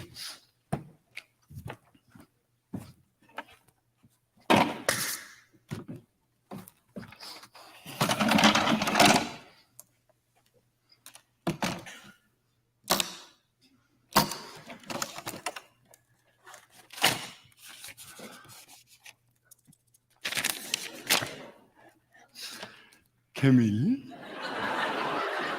Hvis nu der står blot på det her stykke papir, ikke, så må du give mig. Det er fandme et godt træk. Mere end, jamen den passer ikke rigtigt. Jamen den passer, jamen næsten passer. Jamen ikke alligevel. Mere end det, ikke? Faktisk vil jeg godt gå så vidt til at sige, at det vil være mirakuløst, hvis der står blot på det her stykke papir. Lige så vel som det vil også være mirakuløst, at vi efter den her kaotiske proces af tilfældigheder, vi skal igennem for at adoptere et barn, så også ender med et barn. Et barn. Et ord. Tak for hjælpen. Tusind tak for hjælpen. It's a small extract from Runeshow Barnless. Hope you enjoyed it. I know it's hard to see with the translation, but he predicted blue in a way that totally fooled me when I watched it. I had no idea how he did it. Fantastic show. Yeah, I hope everybody will check out the rest of that show at a later date. But I think it's time we check in again because I'm excited to see where we stand now. Let's see. Here we go. It's nerve-wracking at this point. Oh, wow. Oh, so close. Oh! And we're going to do it while it's happening. Incredible. That's so amazing that so many people would be part of this and donate. This is, incredible. Thank you, everybody. We will make sure that the donations get sent to the Ukraine with a focus on helping children there who are now refugees. I've seen on the chat that a few people are having problems donating through DonorBox. DonorBox is our partner that we use for the donations so that we could most quickly get the money over to the Ukraine. But if you are having problems, there's an alternative link that you can use, and that's vanishlinkmagic.com/pay. That QR code is for the /pay link, vanishlinkmagic.com/pay. There you can insert your credit card details or PayPal, and just mark in the comments donation. We'll assume that everything that comes through there for the next few days will be a donation, but still, please just mark it as a donation. It will help things a little be processed a little more smoothly in the office. If you can use DonorBox, please use that. But if not, then we can use that as an alternative and make sure that everybody gets to it. So maybe we can put the actual text link on the screen at some point as well, just so you can see it. But it's vanishingmagic.com/pay. I'm going to do it myself. Here we go. Did I get this right? Yes, I did it whilst talking. vanishingmagic.com/pay if you'd like to donate and DonorBox is not working for you. Let's see if I can remove this as well. So, should we move on? Yeah, I'm Unless really excited about this next segment. Ollie Mealing has been, I've known about him for a long time. And every time I see him, the specific thing that he's always doing is he's got awesome, quirky, amazing moves. And many of you will know him from his Mealings membership. This is a monthly membership where he releases all of his original output for members only. If you haven't subscribed, you should. It's a great deal. You should support creators that are doing great work. But he has agreed to come on doing something very special, which I think is so cool. Yeah, this ShareMagic Live is about magicians from all over the world. We've had magicians from the US, from Asia, from Europe, from Canada. But this is particularly cool for me because Ollie is from 5 minutes from my house. Ollie is a magician I've known since I was a kid, since he was a kid. And it's so great that he's agreed to be part of this. So here he is sharing 5 moves with us exclusively for ShareMagic Live for Ukraine. Please welcome our friend, Ollie Mealing.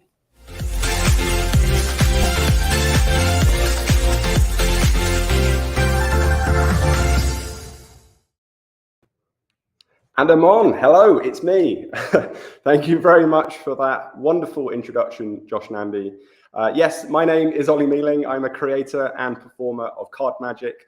And in the very brief 20 minutes that we have together, I would love to share with you just a tiny sample of my work. And this will all be material taken from my membership project, Mealings Membership, which you can access right here.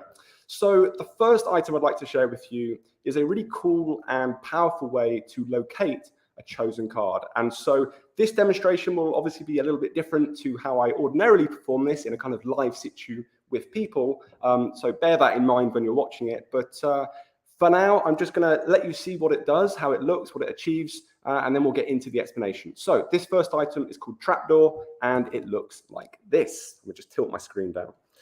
So this allows you to have the cards shuffled. These will be shuffled by the audience. You retrieve the cards. You then instruct your audience member to just touch any card. Let's imagine it's this one. You can display it to them. You say, remember your card. And in fact, let's lose these cards now inside the middle of there. We'll square these up. You take them, you shuffle. And at this moment, when you get the cards back, you can now find their card. And so because time is short, I'm not going to go through the whole thing, but I'm going to explain now. We'll jump into the explanation of how, after such a clean and fair procedure, you are now able to locate that card.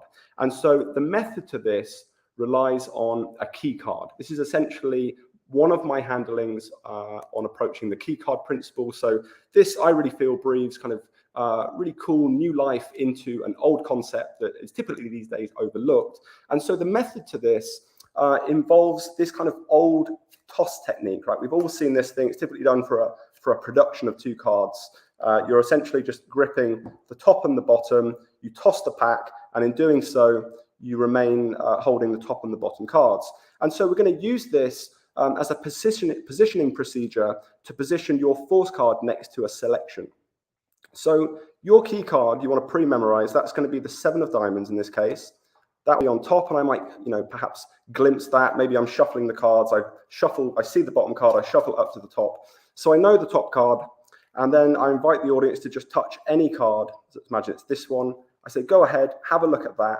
And now I say, we're going to take these cards, we'll lose them inside the middle of here. And so with my thumb, I just curl around, I lift up a portion of the cards, and I toss this packet into the middle, except for the key card and the selection. So these are now brought together, and as a kind of follow-up action, I then toss these on top.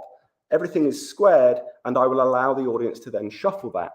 And so obviously at this stage, you're using a bit of audience management here because you don't want to shuffle too much because it will run the risk of disrupting the relationship between the key card and the selection. But I find with just a quick shuffle, layman shuffles aren't usually that good, at least not here in the UK. And so when you get the cards back, 9 times out of 10, Don't quote me on that statistic. I'm really just pulling that out of thin air. But most of the time, you will then be able to just find the key card and in doing so, discover what their selection is. So, of course, this sets you up for a myriad of really powerful reveals. And so that's my first item. It's Trapdoor. I'm going to just run it one more time. I know what the top card is. I let them touch any card. Let's imagine it's this one. I say, go ahead, remember your selection. Let's just leave it straight back inside the pack. You take them, you shuffle, I'll take them back. And I'm now ready to go into the pack, find my key card, and in doing so, figure out what their selection is. So that's my first item. It's called Trapdoor. It's a really cool way of approaching the key card. And I hope it inspires you to explore more approaches to the key card, because like I said, I really feel like it's an overlooked concept, and it shouldn't be, because it's extremely powerful. It sets you up for miracles. So that's the Trapdoor. The next item I'd like to share with you is called Notepad. And again, just like before, this will be just a quick demonstration, and then we'll jump straight into the explanation. So this one looks like this. Your audience member calls out stop at any time right here. You say, remember this card for me. We'll leave it straight back inside. And at this moment in time, I've actually secretly reversed the selection. So if I wanted to, I could say, name the card for me, King of Spades. I'm going to invisibly take it out, turn it over, toss it back in. And so there we go. There is your card now reversed. Obviously, present it in any way you like, but that is what this next tool allows you to achieve. It's the reversal of a card. And so one more demonstration of that. Looks like this. They call out stop. So go ahead, remember your card, 6 of spades. We'll leave it straight back inside the middle. And we are now way ahead of the game because we have reversed it. So allow me to explain now exactly how I'm reversing it. And the clue really is kind of in the name, or at least the name was inspired by the actions here, because like a notepad, those flip pads, we're going to get into that kind of situation with the cards, okay? So they call out stop. You pick up the cards, you flip them over, and you can see they're slightly outjogged as a block. And now, like one of those flip pads, I'm going to flip over this top packet, but my thumb, just simultaneously to me flipping over the packet, is going to engage with the selection. It's going to pull it inwards, okay, essentially like a glide, pull it in as I flip these over and on top, thus, of course, squaring it face up into the center. So again, they call out stop, you display it, and then as you lean back and you close everything up, you're going to pull the selection inwards and turn everything over on top. And of course, you've now set it up reversed inside. So at speed, they call out stop. So go ahead, remember your card. Let's leave it inside the middle. And we're done. It's reversed. So of course, I'm kind of omitting any of my presentations from how I usually perform these items, just for brevity, because we don't have much time. But being in this sort of a position is phenomenal. It's the makings of miracles. So I really hope you'll explore this item as the previous items and all the items that I'm going to teach you now, because really they are just really strong, powerful tools that set you up for incredible effects, as does this next one. This one I use all the time. I can't wait to share it with you now. It's called Clandestine, and it looks like this. So cards are shuffled. You have anyone touch any card. So let's imagine it's this one.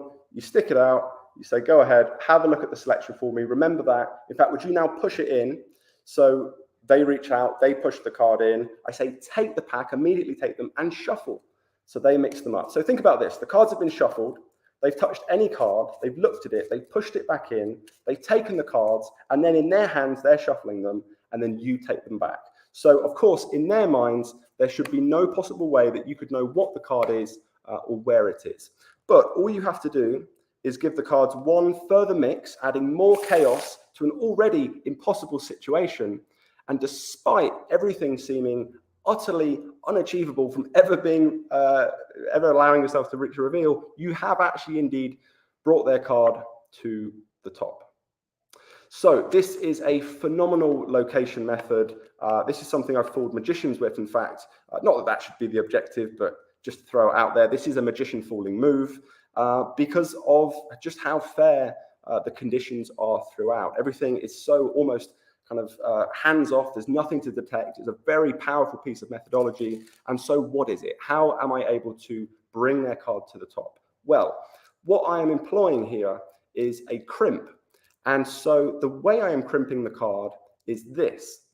They touch any card, I outjog it, and now as I raise the packet to display it, my index finger rests on the face of the card, it nudges it to the side, okay, so you can see I'm just pivoting that card, I'm just pushing to the side, and what that does on the edge of the pack here, this is so discreet, it's actually quite hard to teach, but what it does, if I turn this round, you can see that it sticks out a little corner here, okay, and so I've raised the pack, I've moved the card, that corner has now been, there you go, there's the perfect angle there.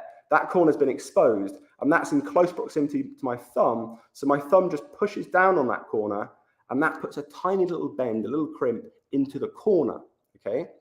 And so when that's then squared in, you can hopefully now see that. This is a little bit more exaggerated for clarity, but there is a very clear, distinctive gap in the pack because of that crimp. And so once they've shuffled the cards and I've got them back, I can then shuffle them up a little bit more, and then I can square them up, and I can simply just look for that little break in the pack where their selection is. And you've got a number of options here. You can either just cut to it and complete, or what I like to do is to cut to it and follow up with a Faro shuffle, because it really just, in the audience's mind, serves to further cement the absolute impossibility of the conditions that you've created. So that is the clandestine crimp. This is probably my best and one of my go-to methods for a lost and found card. So again, they just touch any card, you outjog it, you display it, and because I've nudged it to the side, that corner is poking out. That means my thumb can just push down. That's now put a bend in it. I can then reach out to the audience after they've seen their card. I say, go ahead, you push it in, you take the pack, you shuffle.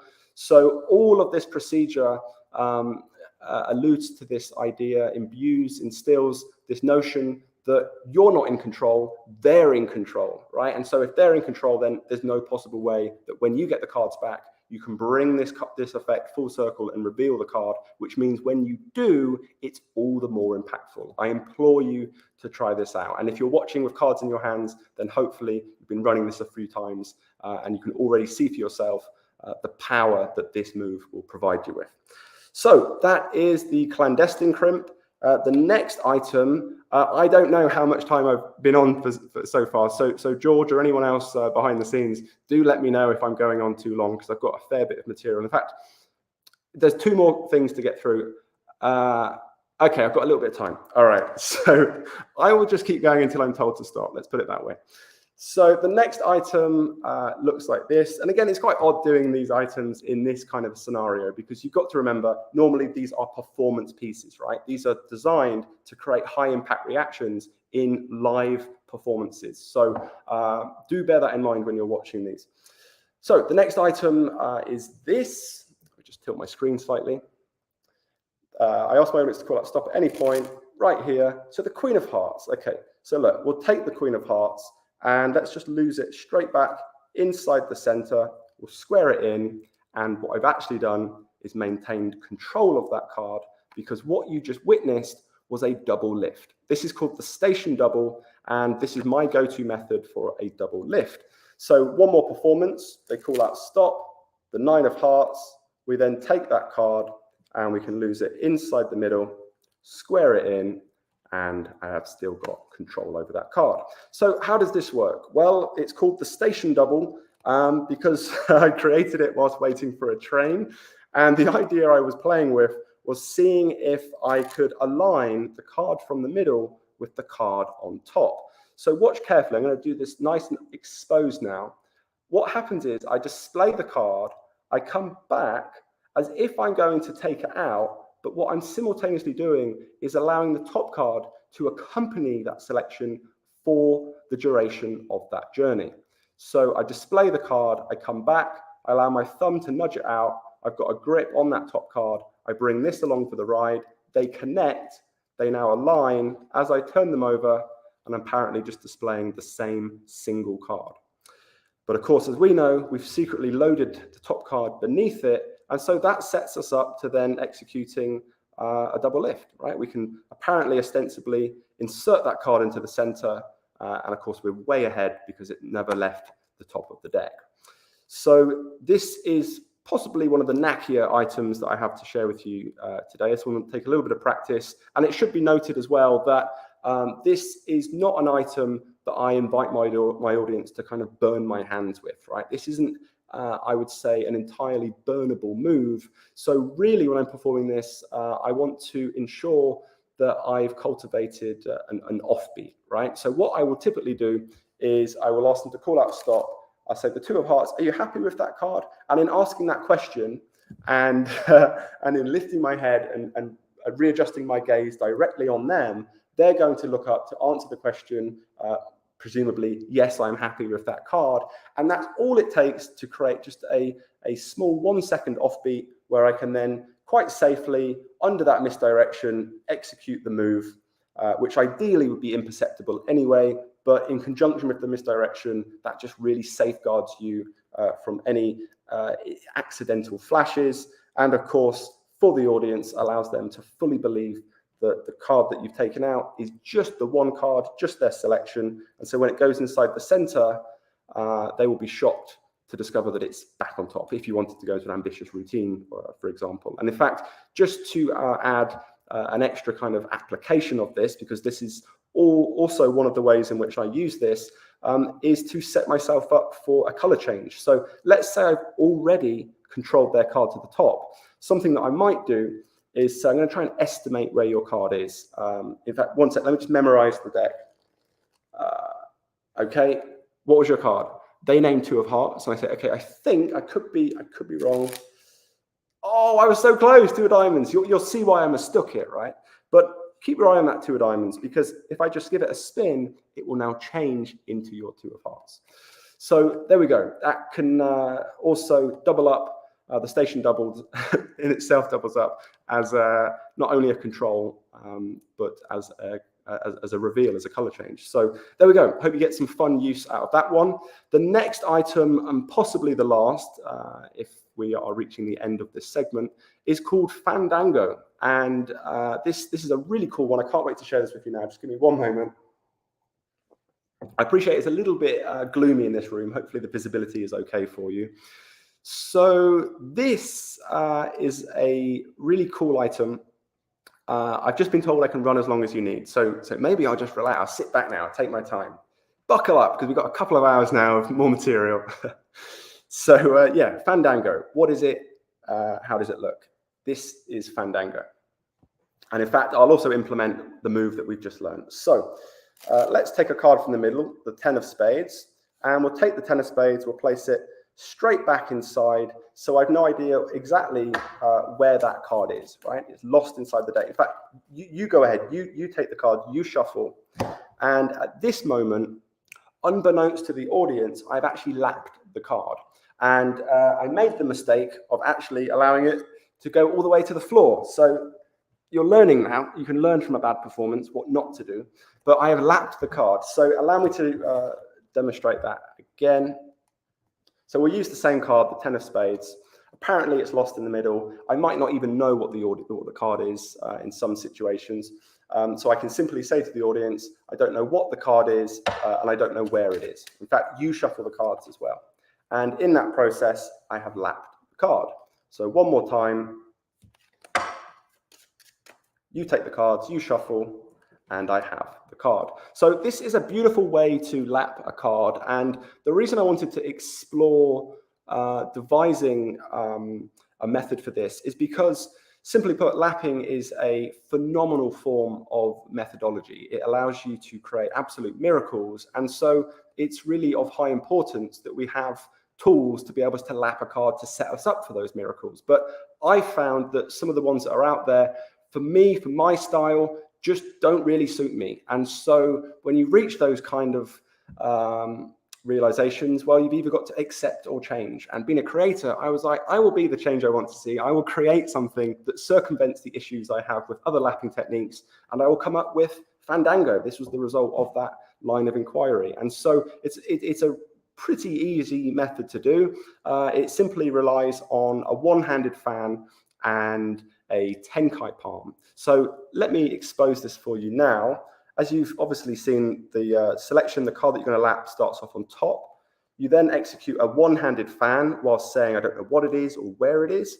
And you then go to gather up the cards, but really what you're doing is removing all the cards except for that top card, which is now going to be in this grip.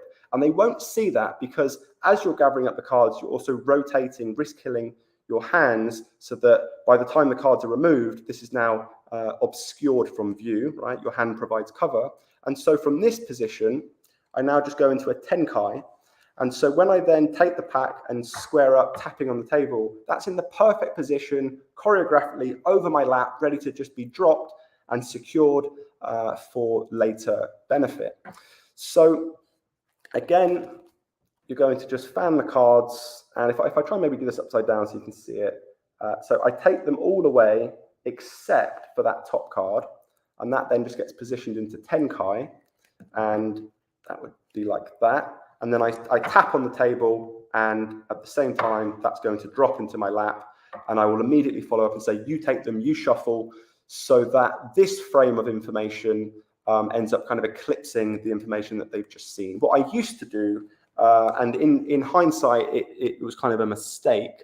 And that's, I suppose, the beauty of this art, isn't it? We're always learning, we're always improving, it's always maturing in some way. What I learned with this, the kind of the evolution that this took for me, is that originally I would perform it like so. I would say, we don't know what the card is, we don't know where it is, and in fact, let's give the cards a cut, and perhaps you take them, you shuffle them. And so what I don't like about that is the fact that this frame of information is very immediate and close to this action. So it serves to almost kind of embellish and heighten the fact that I was ever here at all. Whereas if I do a fan, I tap and I say, you take them, this becomes a much shorter moment in time and thus is going to increase the likelihood of the audience forgetting it, right? They will just blank that even happened at all, which is perfect because then when you're to say, you know, inside my pocket is one card, the Jack of Diamonds, then when they try and recall what happened in that mental movie, there'll be no image where you ever went near your person, right? Your hands or the cards have always been outwards, out here. And so it just helps to improve the impact. So a little bit of a tangent there, but hopefully that made sense. So that is Fandango. I'll do one more demonstration for you. So we're going to control a card to the top. So let's imagine we've got the three of hearts in this case. The three of hearts. So we'll leave that straight back inside. I say, I don't know where that card is. And in fact, you go ahead, you shuffle the cards to further confuse its position. And of course, I now have it right here. And in fact, this isn't something I was planning on sharing, but this is a little reveal, a revelation that I will sometimes tag onto the end of this, something that I use lapping for, is with the card in my lap, I will then say to the audience, you're thinking of a card, in fact, really get it to the forefront of your mind, and do me a favor, just cut the pack in half, okay? So let's say they cut the pack there. I say, great, let's have a look at the card you cut to. Bam, the three of hearts, your card. How did you do it? So all I'm doing there is I obviously have their card on my lap. They cut the pack, and meanwhile I say, what do I say? I'm getting this card into my palm. So once they've cut, I then have it here, and I say, wouldn't it be amazing if the card you cut to, I'm just loading it on top, peeling it off, and displaying it. And so it's a really nice use for a lapping method, a really nice revelation rather. That, yeah, again, I hope you will try out, as with all of these things. And I'm on your watch, guys. So let me know if you want me to continue, or let me know if I'm hogging the camera here. Go for it. Okay, I've had the green light, so I'm going to plow on. I worry that my enthusiasm to continue might get exploited here. Let's get into, what should we go for? Yeah, this is a cool one. This is a cool one. Okay. All right, I've been instructed to do one more thing, so I'll keep this short and sweet. We've so far we've covered a key card, a crimp, a reversal, a double lift. a lapping method. I'd like to share with you now, well, I better not say it ahead of time because you might realize what I'm doing, but let me just do a quick performance. So in this method, the cards can be shuffled. I say I'm going to look away, just call out stop at any moment for me. So let's say it's here. I say, great, have a look at your card, and let's lose it straight back inside the deck. And I know that that card was the 3 of hearts because I forced it. And that, and this is called the nothing force, right? Because really nothing is happening. This is an illogical move, a kind of optical move that flies by the audience and allows you to very easily force the bottom card. So you're going to glimpse the bottom card. You'll then hold the cards ready for, imagine dribbling the cards face up. But what you're going to do is kind of dribble them sideways. And obviously I'm doing this under the guise of looking away. I'm kind of making it clear to the audience, I don't want to know what this card is. I don't want to see it. So I'll look away. You just call out stop. For explanation purposes, I'll look back. But I dribble the cards, they call out stop. And throughout that dribble, from their eye line, all they're seeing are the backs of cards. So it kind of creates this optical illusion that, that the cards are almost face down, sort of bizarrely enough. So they call out stop. And then from this position, I then just take that bottom packet and I display it to them. And so it really creates this kind of illusion that they've basically, that we've just done that, right? That that's been the action. But in fact, it's the other way around. And we're just displaying the bottom card. And then when we take that packet, we now rotate the left hand's packet 180 so that everything ends up kind of copaesthetic as if you were doing this for real, right? Without any kind of deceptive methodology in place. And so this can then be dribbled on top. They can be handed out. You've seemingly, whilst looking away, had your audience very fairly note a card in the pack. And yet, unbeknownst to them, you secretly know its identity. So, of course, you can steer this effect towards miraculous directions. So, one more time on the nothing force. The cards are dribbled. They call out stop. Sorry, they call out stop. You display the card. You lose it straight back inside, and you directly, immediately hand it out to them. So it's a wonderful method for forcing a card, very easy to do. And again, I implore you to try these out. So that, my friends, brings me to the end of my lecture. I really hope you've enjoyed this material. And if you would like to enjoy learning much, much more material from me, then head on over to my website and take a look at Mealing's membership. Okay, that's all I've got time for. So I'm going to hand you back now to Josh and Andy. Take care, everyone. Bye.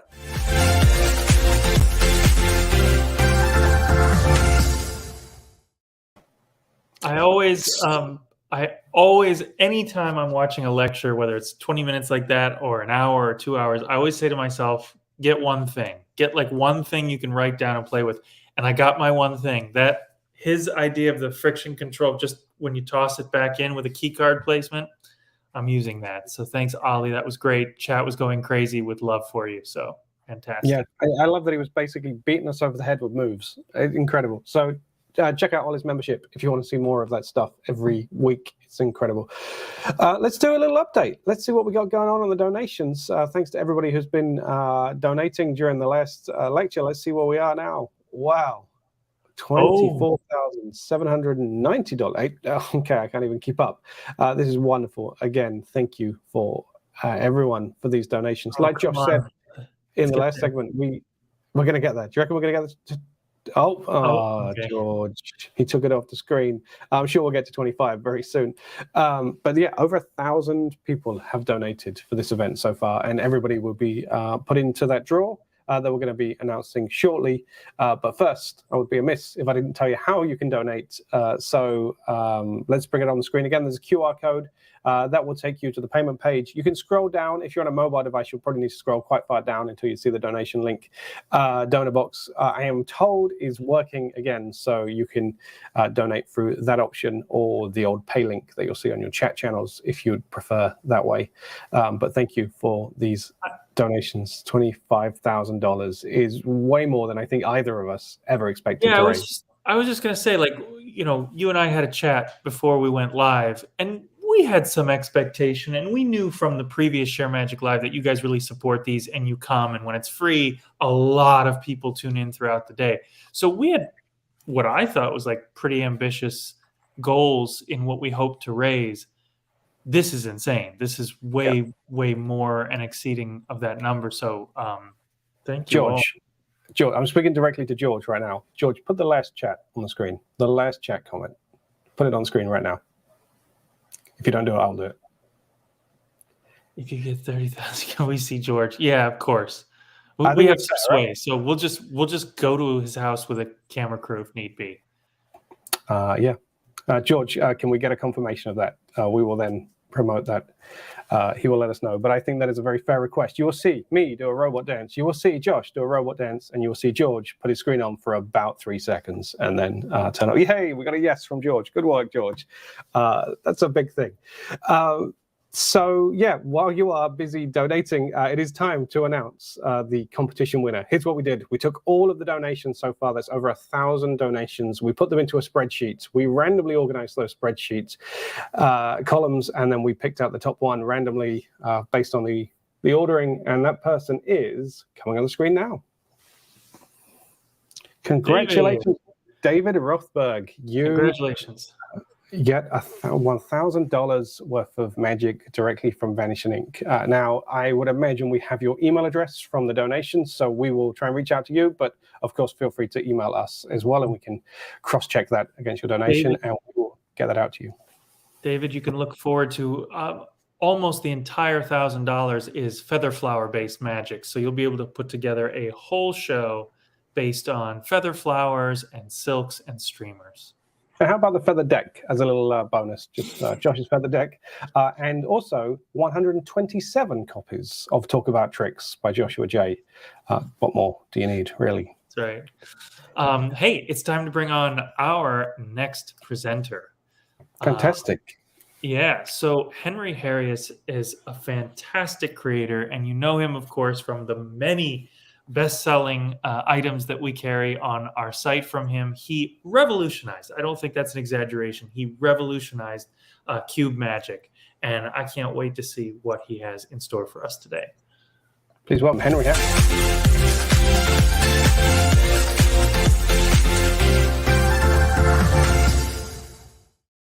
Thank you for joining this meaningful event. And again, if you like it, please donate as much as you can. It would definitely help. And I'm Henry, and this is Derek. Yeah, he's one of my best friends in magic. And today he would be my audience for the trick. So most of you think today we're going to start with Rubik's Cube, right? But today we're not going to start with Rubik's Cube because I think Rubik's Cube is a bit too hard for a beginner to learn. So today we're not going to do Rubik's Cube magic. Okay, we'll keep it back into my wallet, and that's it. Oh, wow. So today we're going to do card tricks. Okay, card tricks. I will first show you, and I will teach you. This is actually one of my favorite casual card trick. Are you ready? Yeah. So Derek, take a pack and shuffle. Okay. And give a cut. Give a cut, make sure it's well mixed. Great. As you can see, there's no special order, and because you really mix it out, right? Yeah. Perfect. So let me give you one more shuffle. Now, usually when I do this trick, I have like 4 spectators. Okay. So today we have Derek here, so he will be my 4th spectator. Oh. Spectator number 1. Okay. I'm going to just cut a small portion. Okay. Like this, yeah.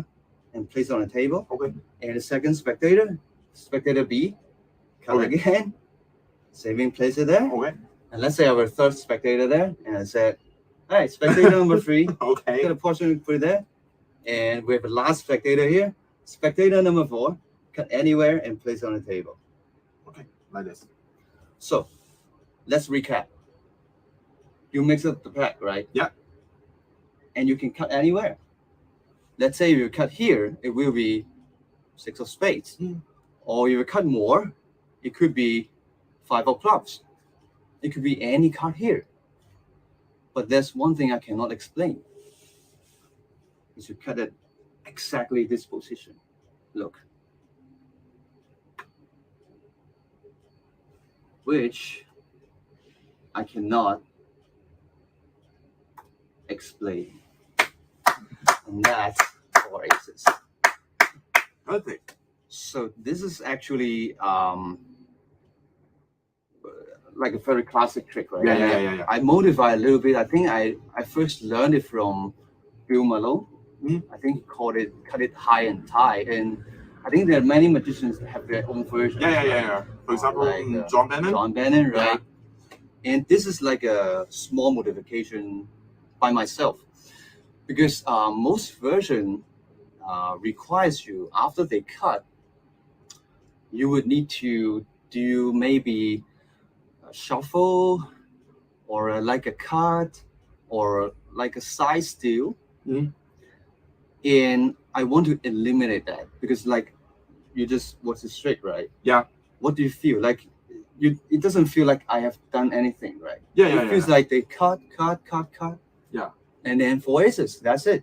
And that's why I really love this version. Yeah, because there's no shuffle. Yeah, and you no just hold to shuffles the over there, no upper side steal, portion, nothing side steal, strange. nothing strange.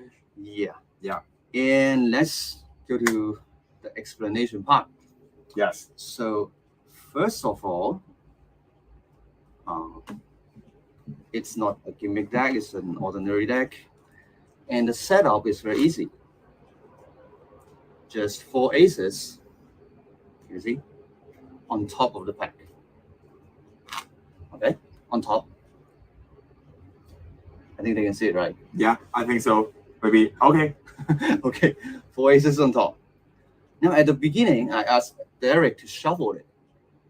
Why would the 4 aces still be on top? This is, I think it's the subtlety I learned from, I'm not sure, but I think it's from Woody Aragon. Okay. Yeah. But if you know, you can send me a DM so I would know too. Okay. I think it's from Woody Aragon. Okay. Very clever. Let's say the 4 aces on top. Now, I'll hand it to them. I said, please shuffle. And my hand goes like this. So they will shuffle like this. Or they shuffle like this. Now, once they complete one cycle, I instantly said, and give a cut. Yeah. So in their perspective, they feel like, oh, I mixed up a pack and I cut, and they feel like reshuffled, right? Yeah.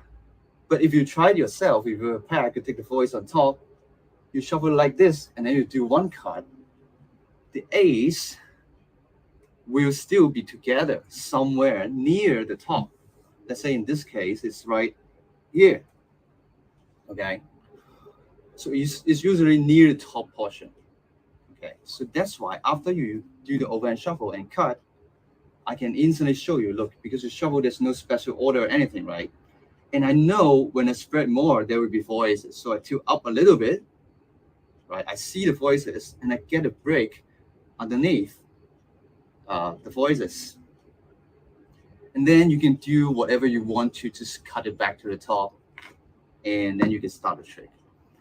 Which is, I think, makes the trick a lot stronger because you are actually adding memories to them, right? Because later when the trick near the ending, I will recap, right? I will mention, remember at the beginning, you shuffle the ball and you cut anywhere. There's no way I could control where you want to cut. So it makes the trick a lot stronger, right? So you can try. So just try again. 4 aces. They shuffle, right? Overhand. Just when they finish the first cycle, I said, please cut the deck. And then, okay, I cut the deck. Right, and let's see. Again, it's around here. So it will stay at the upper portion, right? Yeah, most of the time right here. Of course, there may be accident because it depends on the habit of the audience shuffling, right? Yeah. Maybe you do the reverse shuffle.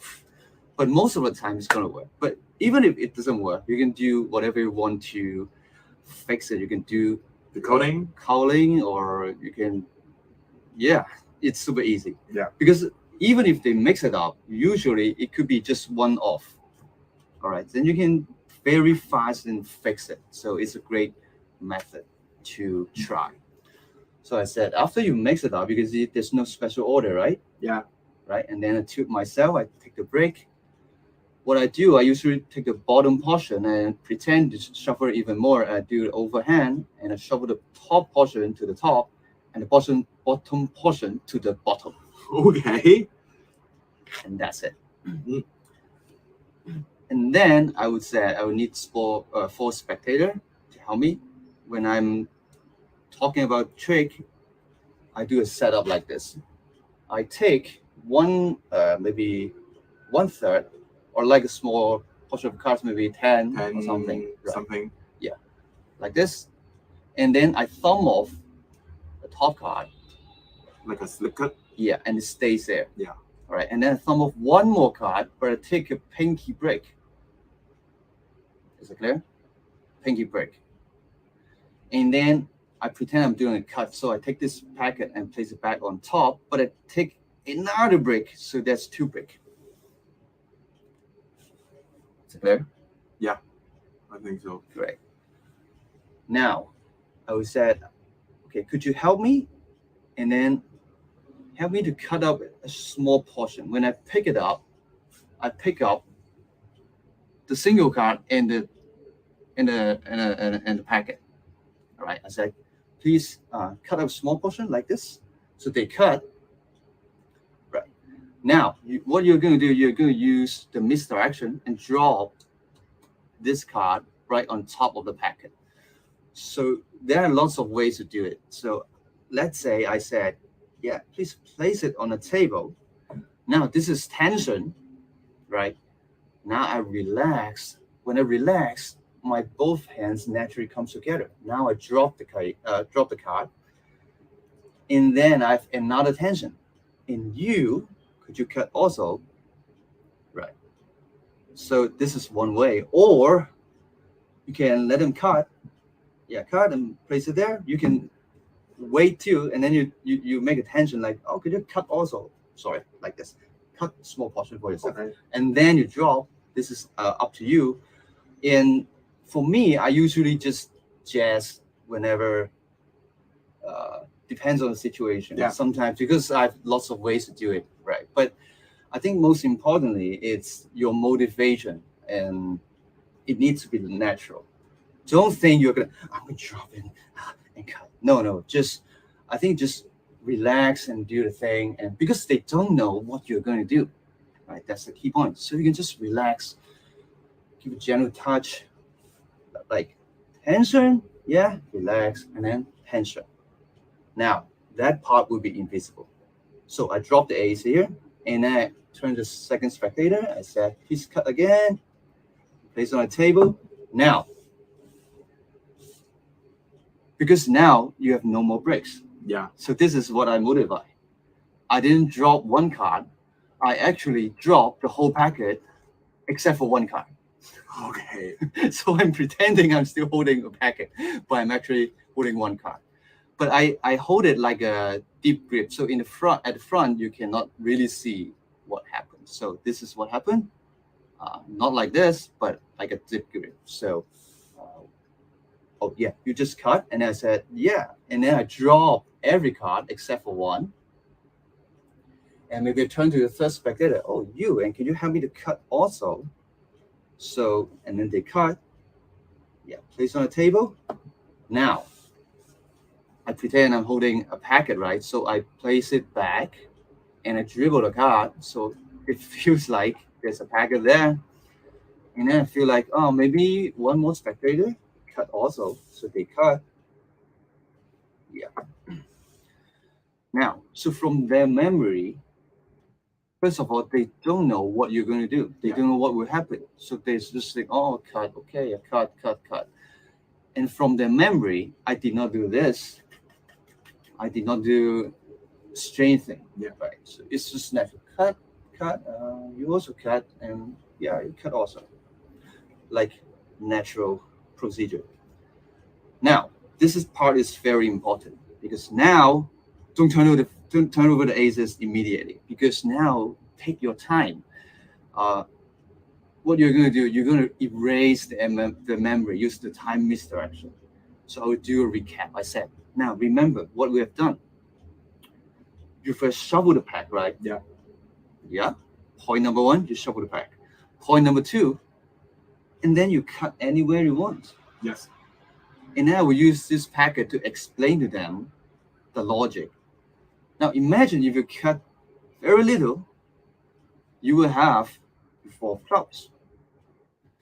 If you cut more, right, it could be the king of spades. And then we said it could be any of the cards. But you decided to cut at least for specific location. Now you are changing the memories. Not exactly changing, that's actually happening, right? You reshuffle and you really cut anywhere you want. But the way I say it looks like I do nothing. Right? Just you shuffle and you cut 4 packets. That's it. Yeah. That's what I'm changing the memories. And I want you to pretend I have done nothing yet. And then I said, but that's the only thing that I could not explain. So that's why there's an ace, 2 aces, 3, and 4 aces. So that's what's the name of the trick? I don't even know. Should we make a name for it? Spectator cut 4 aces. That's it. Yeah, I love this because it's give credit to the spectator because you do nothing. And the spectator do all the things.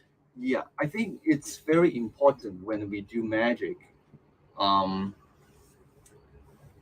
eliminate the feeling of sleight of hand. Many people would think my magic is strong because I think my sleight of hand is okay, it's not bad, but I always hide it. So I know I'm that good, but I would not let you know I'm that good. I'm just normal. So I just pretend, shuffle and just cut a small portion, place it there. And you too? Great. You want to cut again? Please cut. And last one, you also cut. I pretend I'm doing nothing, but I'm doing a lot of things. That's the key point. Yeah. And I think it applies on every tricks. Like you do a business card. I'm going to place a card in the middle and jumps back to the top. Like when you do the sleight of hand, that's where you want to diminish the feeling that you're doing a slide, right? It should be very natural, like very casual. I'm going to take the 5 diamonds, place in the middle. Right. That part is not important. But then when you do the magic, that's the moment they feel what happened. Okay, off topic. Anyway, much like you do a force transfer. When you do a force transfer, right, you're not going to focus on sleight of hand, watch the coin. No, you do a sleight of hand and then watch the coin.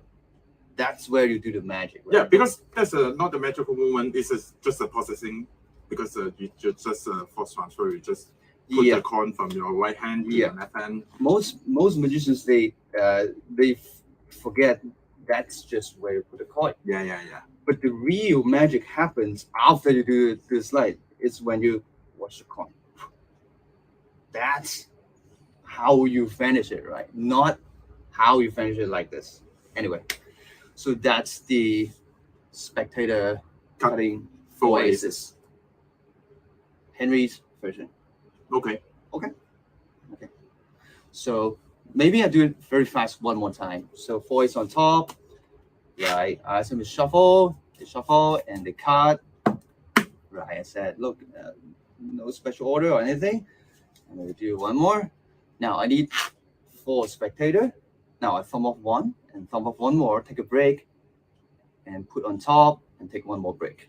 Okay. And then I said, okay, maybe you cut a small portion like this. It's over there. Yes. Second spectator, you cut again.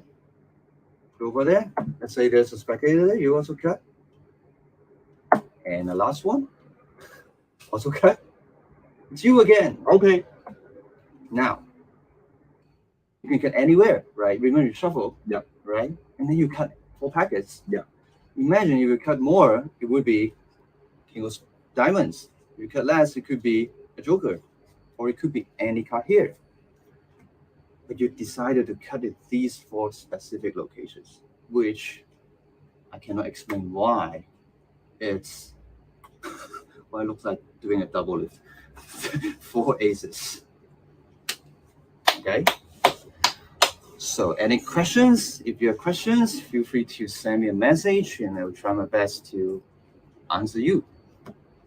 And we still have a few minutes. So I'm going to show you something that's super cool that our team is working on. Okay, secret. This is actually an item from my lecture. Okay. Yeah. The previous lecture? The lecture tour, like 2016. And I think you taught in the session 2020, right? Yeah, but now I renew it, but you've never seen it? Such a great. Anyway, so I have a bag of mystery. Can you guess what it is? Can you squeeze the bag? There's a bottle. There's a bottle It's here. a bottle? Yeah. Exactly. It's actually a Corona bottle. Okay. I'm going to show you a trick with the bottle inside the bag, like so, with a magic wand. This is a magic wand. This is actually opener, but pretend it's a magic wand. Watch this. I'm going to hit it. Snap my fingers. Now, the bottle is gone. Okay. Let me check. Ooh, it's gone. But the hardest part is to make it come back. And it comes back. Thank you very much. Now, this is level 1. Level 2, bottle in the back. What's this? Now the bottle is gone. Let me check. Yeah, it's gone. Nothing, right? But hardest part is to make it come back. So now it comes back. Thank you very much. Before you leave, I'm going to do it one last time. Watch. Bottle inside the bag. Again, magic wand. Watch this. This time, I'm going to make something else. Goes back into the bag. Watch this. You're not going to believe it. That's a completely sealed bottle. Is it ordinary? Yeah. Now you might think it's a trick bottle. So let's try this. We're going to open it. Now we're going to drink. So this is something we're working on. And cheers, Derek. Thank you very much. Thank you for joining this. Again, please donate and help Ukraine. Thank you. Cheers. Thank you.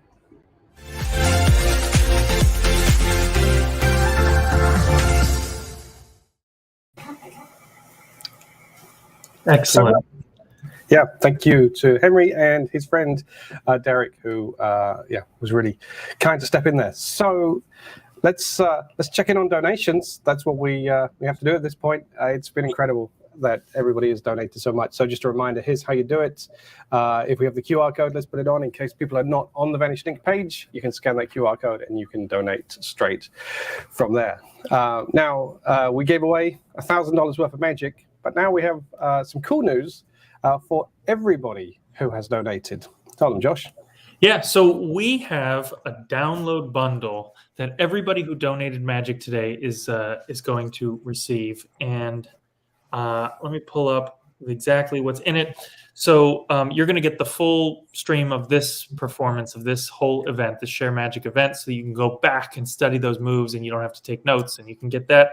You're going to get Spineless by Chad Long, who you saw present earlier today. Clink, a great coin trick by Rune Clan. You're going to get Virtual Tech with Matt Gilmore, which is basically a masterclass from an expert videographer in how to set up, how to light, how to run your stack for your own virtual performances. And TiVo 2.0, we're digging deep. You know that Vanishing Ink owns the Art of Magic material, and this is TiVo 2.0, is Dan and Dave, a great control. So you're going to get that. Yeah, it's almost 1,200 people who have donated. So thank you so much. And anybody who donates until the end of today, you'll also get that download bundle. It's going to probably take us a couple of days to get this sorted, but we're going to work as quickly as we can. But if you donated, or if you will donate in the next few hours, you will get that download bundle as a thank you for us. Even if you donate $1 or $2, whatever, we just really appreciate it. So we'll make sure that you get that download bundle. Fantastic. Should we talk about our next performer? It's somebody we are both really excited about because we just absolutely love his magic. Yeah, I mean, when you go back to old school, when we first founded Vanishing Ink and we made a list of people we would love to work with, he was at the very top of that list. And we did. And we put out a book called 1 Degree by this person. And it remains one of my favorite books we've ever done. It's just full of really practical, thoughtful, creative card magic. He's a pleasure to watch perform. He's an ingenious creator. And I am very excited to welcome John Gustafaro.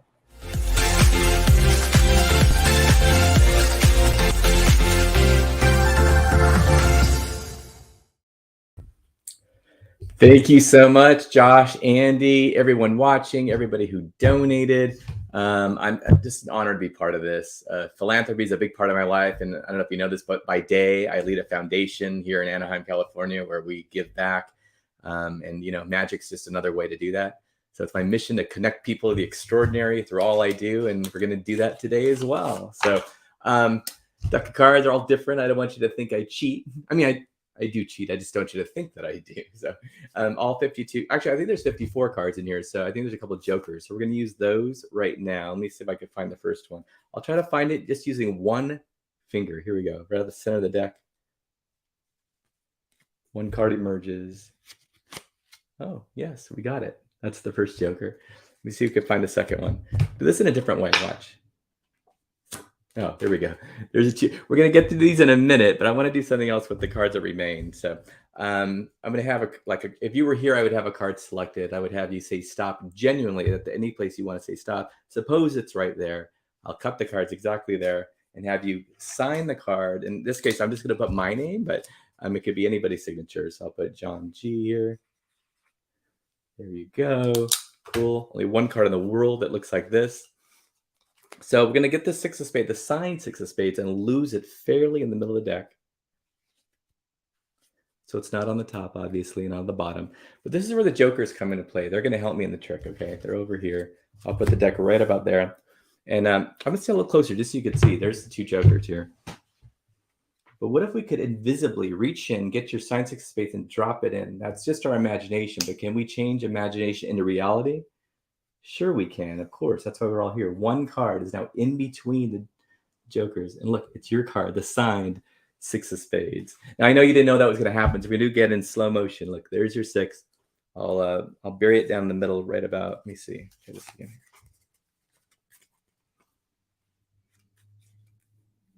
Oh, yeah, a little glitch here. That's fine. Just go with me for a minute. Sorry. That's fun. Live TV. Here we go. We're going to get your side 6. We're going to put it back in the middle. Right about there. We'll leave the 2 jokers over here individually. Yeah, I really want to make this special. Look, we're going to reach in the deck and try to get that 6 and put it back in the middle, just so you could see it happen. It's there. You probably don't believe me. It's invisible. From this side, it's invisible. From my side, it's visible. Check this out. 1, 2, 3. Look, one card in the middle of the jokers. Let's do. I want to do something with the 6, but not just on the face of the 6, but on the back of the 6. We'll put the jokers away, just using the one card, and really kind of reminding us why we're all here in the first place. One card emerges. This says, "Stand with Ukraine." The real reason we're here on the other side of your signed 6 of spades. So we're going to dive that in a minute, but I want to show you something else too, and then I'm going to show you how to do all this stuff as well. So we have this deck of cards here, and I know Henry just showed a really cool thing, but I want to try something along the same lines, but you're going to do all the work. Yeah, I noticed if you go to any superstore, they kind of make you do the work. They have you check it out, right? So in that case, I'm the magician here, but I'm going to have you help me out on this trick. So I'm going to give the cards a couple cuts. I'm going to hand you the deck, and you're going to do all the work, okay? So there's many ways. From this point on, pretend that this is a spectator holding onto this deck, okay?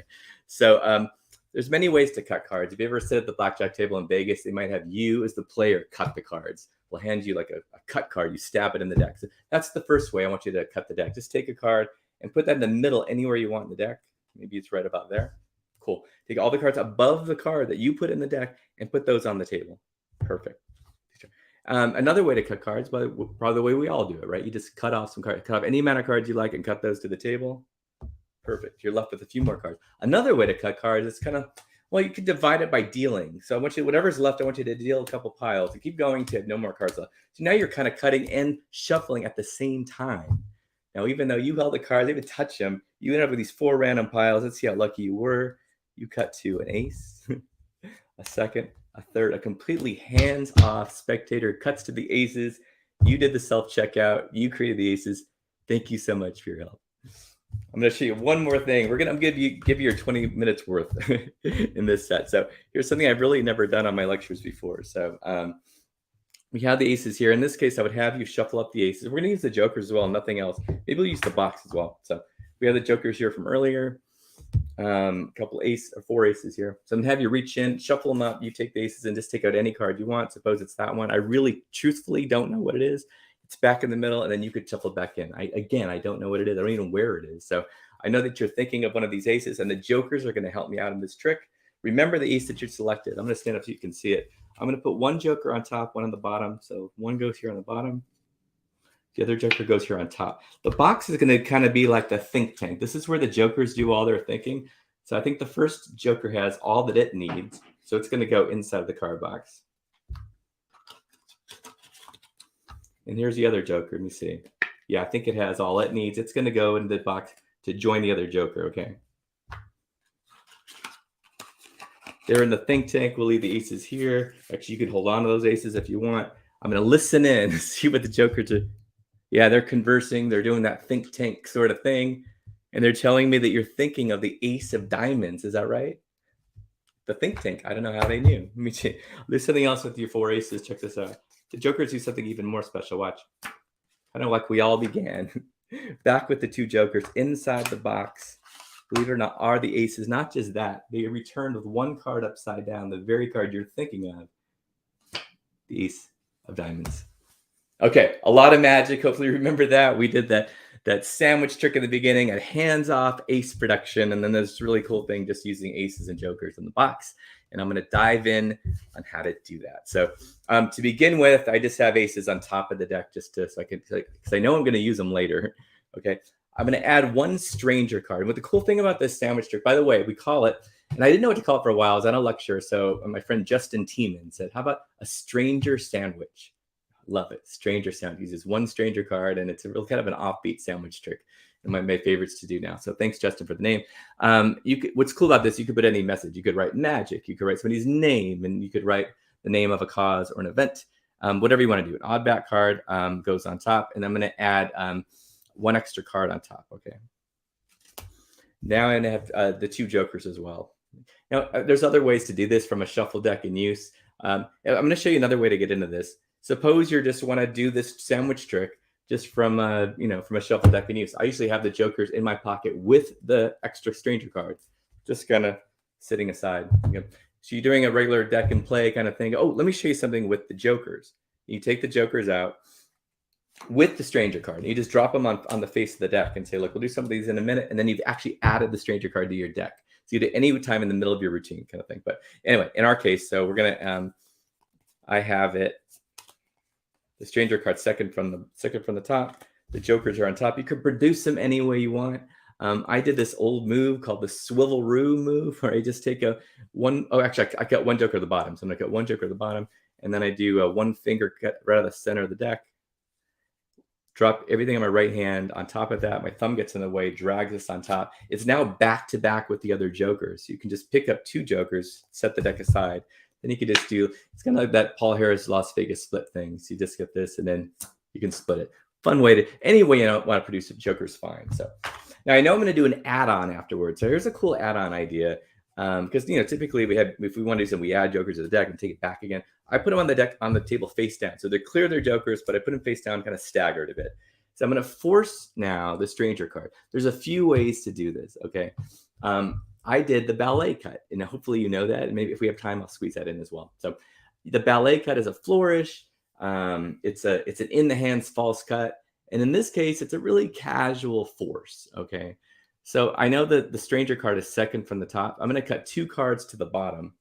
Now it's on the bottom as well. Okay. So now the ballet cut looks like this, and I'll dive into the mechanics in a minute, but it's basically a false cut, but it looks kind of fun and not overly fancy. So in this case, I begin with what looks like it's going to be a riffle force, but I genuinely stop where they say stop. I say, I'm going to cut the deck wherever you tell me to cut the deck. So they say stop there. Okay, I'm going to cut the cards there. You do a swing cut at that point, and then you do the ballet cut. And they said, be fair, that's perfect. Just sign your name, draw a picture, whatever. Okay, so that's one way to force the card with the freedom for them to sign it and everything. I'm going to add this card to the face with 2 extra cards. We'll see why in a minute. I'm going to add 2 extra cards, turn the deck face down, and then I have a triple here on top. The back of that triple is covering the stranger card. Okay.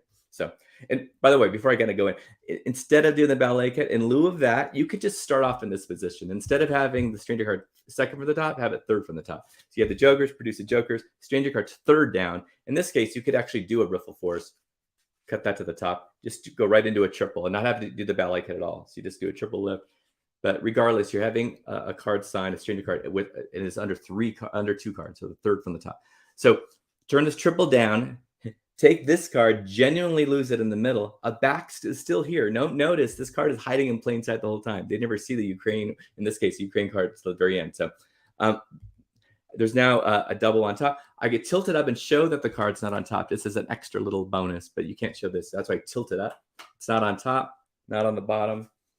As you kind of square up, you're actually going to get a break below 2 cards. Now, here's the cool add-on idea. So rather than pick up the jokers, add them to the deck, and then take them out again, my left hand with a break under 2 cards just comes to pick up the jokers. Real casual. I'll take the jokers, you take the deck. That's the choreography. And the fact that the jokers are staggered kind of gives you a little simple reason just to do this and square up what appears to be jokers, and then the deck is placed aside. I now have a 4-card packet. I'm going to stand a little closer so you can see. So I'm going to bring 1 joker to the bottom and then just do like an Ascanio type move where I top and bottom spread the jokers, leaving a double here in the middle. This is shown here. Everything looks like it should. Again, this extra decoy card is covering the stranger card. So do a little telescope move here, show the card, do like the alignment move. So you're going to push everything forward, just this card here, your thumb on the back.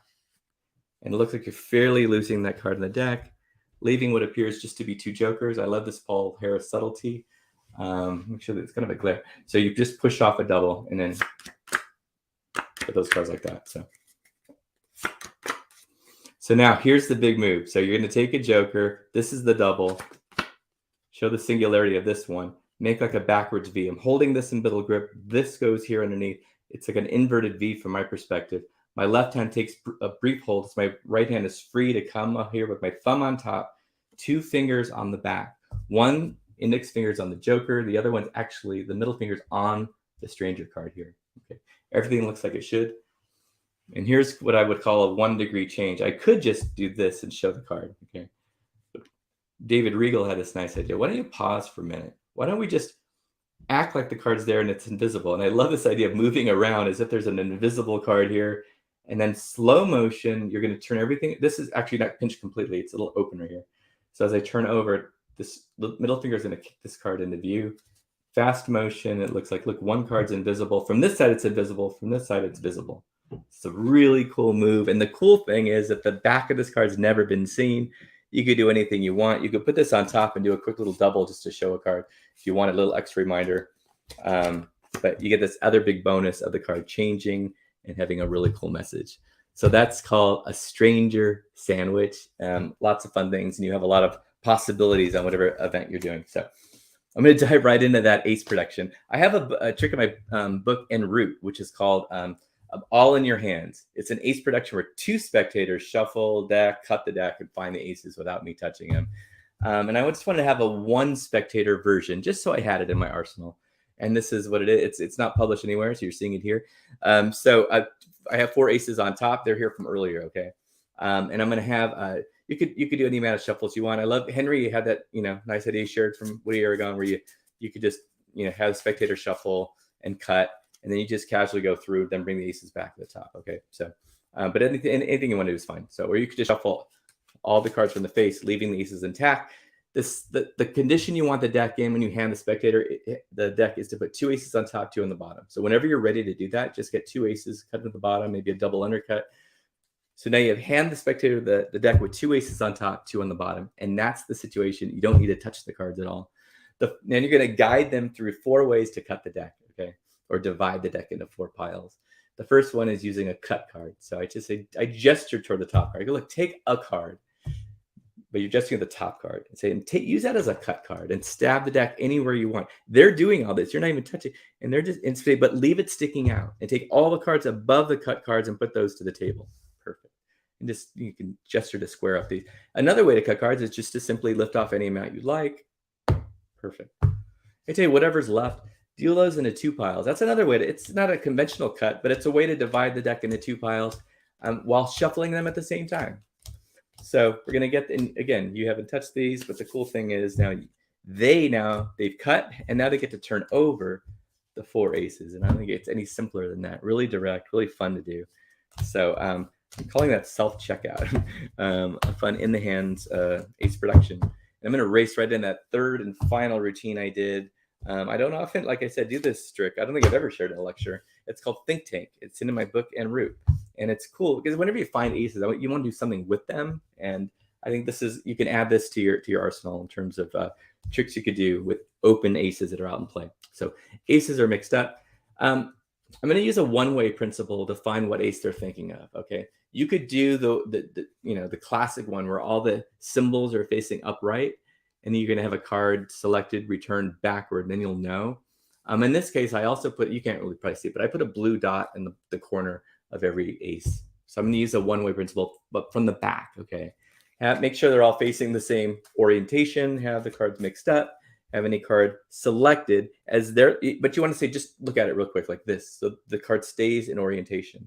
As they're doing that, you turn your 3 aces around, so let's put it back in upside down, and then gesture to mix up like this again. So there's one card, that's going a different way than in the one-way principle. And I don't know if you can see it, but there's a blue dot here again, and these are not. So I know it's this one, by the way. Bring it to the bottom. Bring it to the bottom, whatever card they're thinking of, and you don't have to look at the faces in this case. So it's on the bottom. I know it's ace of clubs. Do an all-around square up to do that. So you just do this in your hands. I know it's ace of clubs. Now you have to do a half pass of all the cards below the top card. So a half pass of 3 cards. And it's just get a big wide grip, and you're just basically going to turn those over. But if you tilt the cards down as you go to pick up the jokers, that's it. So that's the situation. You genuinely put 1 joker on the bottom, genuinely put 1 on top. Everything's what it should be. Introduce the empty box as the think tank. This is cool. Now with the orientation of the cards is going to allow you to do some cool things. So genuinely turn over one joker. There's the first joker. Now do a block push off of 4 cards. But it looks really good because it's a single joker and then a big block. And then you just do a hit double. Let's say there's the first joker, and it's really a double, and that's going to be placed in the box. And they say, oh, we also have the second joker. Take that out singly, put it on top, face up, and here's the second joker. Again, show its singularity, and then do a block push off of all 3 cards in this case. And there's the second joker. The back shows, just do a hit double with that, and that goes in the box as well. They think there's 2 jokers in the box. Everything is all done now. These are just 2 jokers here. They think it's 4 aces. So just do like a 2 is 4 count. Hand it to them, put it on the table, whatever you want to do. Listen in. Now you know what the card is because you glimpsed it, right? So you say, oh, it's the ace of clubs, right? That's part number 1. Part number 2, again, they think these are aces. Then you could show that it's actually the jokers. And then in the box now are the aces, but you get this extra bonus. This is, I think Max may even called it ecological magic, where you're going to take the messy situation from one trick and work it and use it to your advantage. In this case, because during that block push off thing, the cards were facing different ways. You get this extra bonus of the aces being in the box, but 1 card being upside down. So what was kind of like, oh my God, one card's facing a different direction. When I came up with it, I go, oh, now it's the card. So you get this extra cool bonus of the ace being upside down. So yeah, I wish this was dialogue. We could do some questions and answers and stuff, but I wanted to give you some magic. I love that stranger sandwich thing that gives you some freedom to make a message. You have a very hands-on effect, a very hands-off effect with the ace production. And then this cool thing using the box as an organic prop. And I call that Think Tank, and that's in my book en route. So I'm not sure how we're on time. I'm going to glance at the chat here and everything. So yeah. Cool. Okay. Awesome. So Thank you all so much. Thanks, Andy, Josh, all my fellow magicians. I want to let you know that in addition to donating my time, I made a donation as well. So don't just make a donation, but join me in making a donation of any size. It's a worthy cause, and I'm really happy and excited to be part of it. Thank you so much.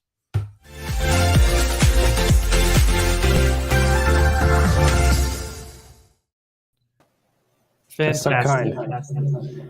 He got to share that magic with us, which was really great, but also to donate as well, as actually several of our performers have. So that just shows how great our community is. So thank you, everybody. Thanks, John. It's always a pleasure to see your magic and getting a bit of an echo. But I'm always amazed, and that last piece was new to me. So thanks for sharing. Should we do a check-in? See how we're doing? Mainly, I want to see whether we get to see George. Let's find out. 27, getting close. Oh, and it's going up as well. 27,493. Okay, not quite at enough to see George yet, but an incredibly generous amount from everybody. So thank you for donating. We're going to make sure every single penny goes to great causes within Ukraine, particularly emphasizing young people in Ukraine. So thanks so much for all these donations. We can get there. We can do this. Now, I spend my day seeing George. You see your day seeing George, but we've never seen him on a live stream. So I think that's a worthy reason to donate. But also, if you do donate, you get the free download bundle, which is this whole ShareMagic event, but all of those other downloads that Josh talked about with the Dan and Dave trick and the Matt Gilman video. And Chad Long and lots of things. So yeah, Chad Long was so kind to give us his spineless trick, and spineless is a fantastic mentalism piece. It's a book test, so it is well worth donating. Even if you donate just $1, you get access to all of this, and that is quite the collection for just one donation. Well, listen, it is time to jump into our next presenter, and this is going to be an interview, actually. We announced that Asi Wind would be with us, and we're actually really delighted that he's going to be interviewed by his friend and another fantastic talent and magician, and I can't wait to hear from them both. So please welcome Asi Wind, interviewed by Shimshi.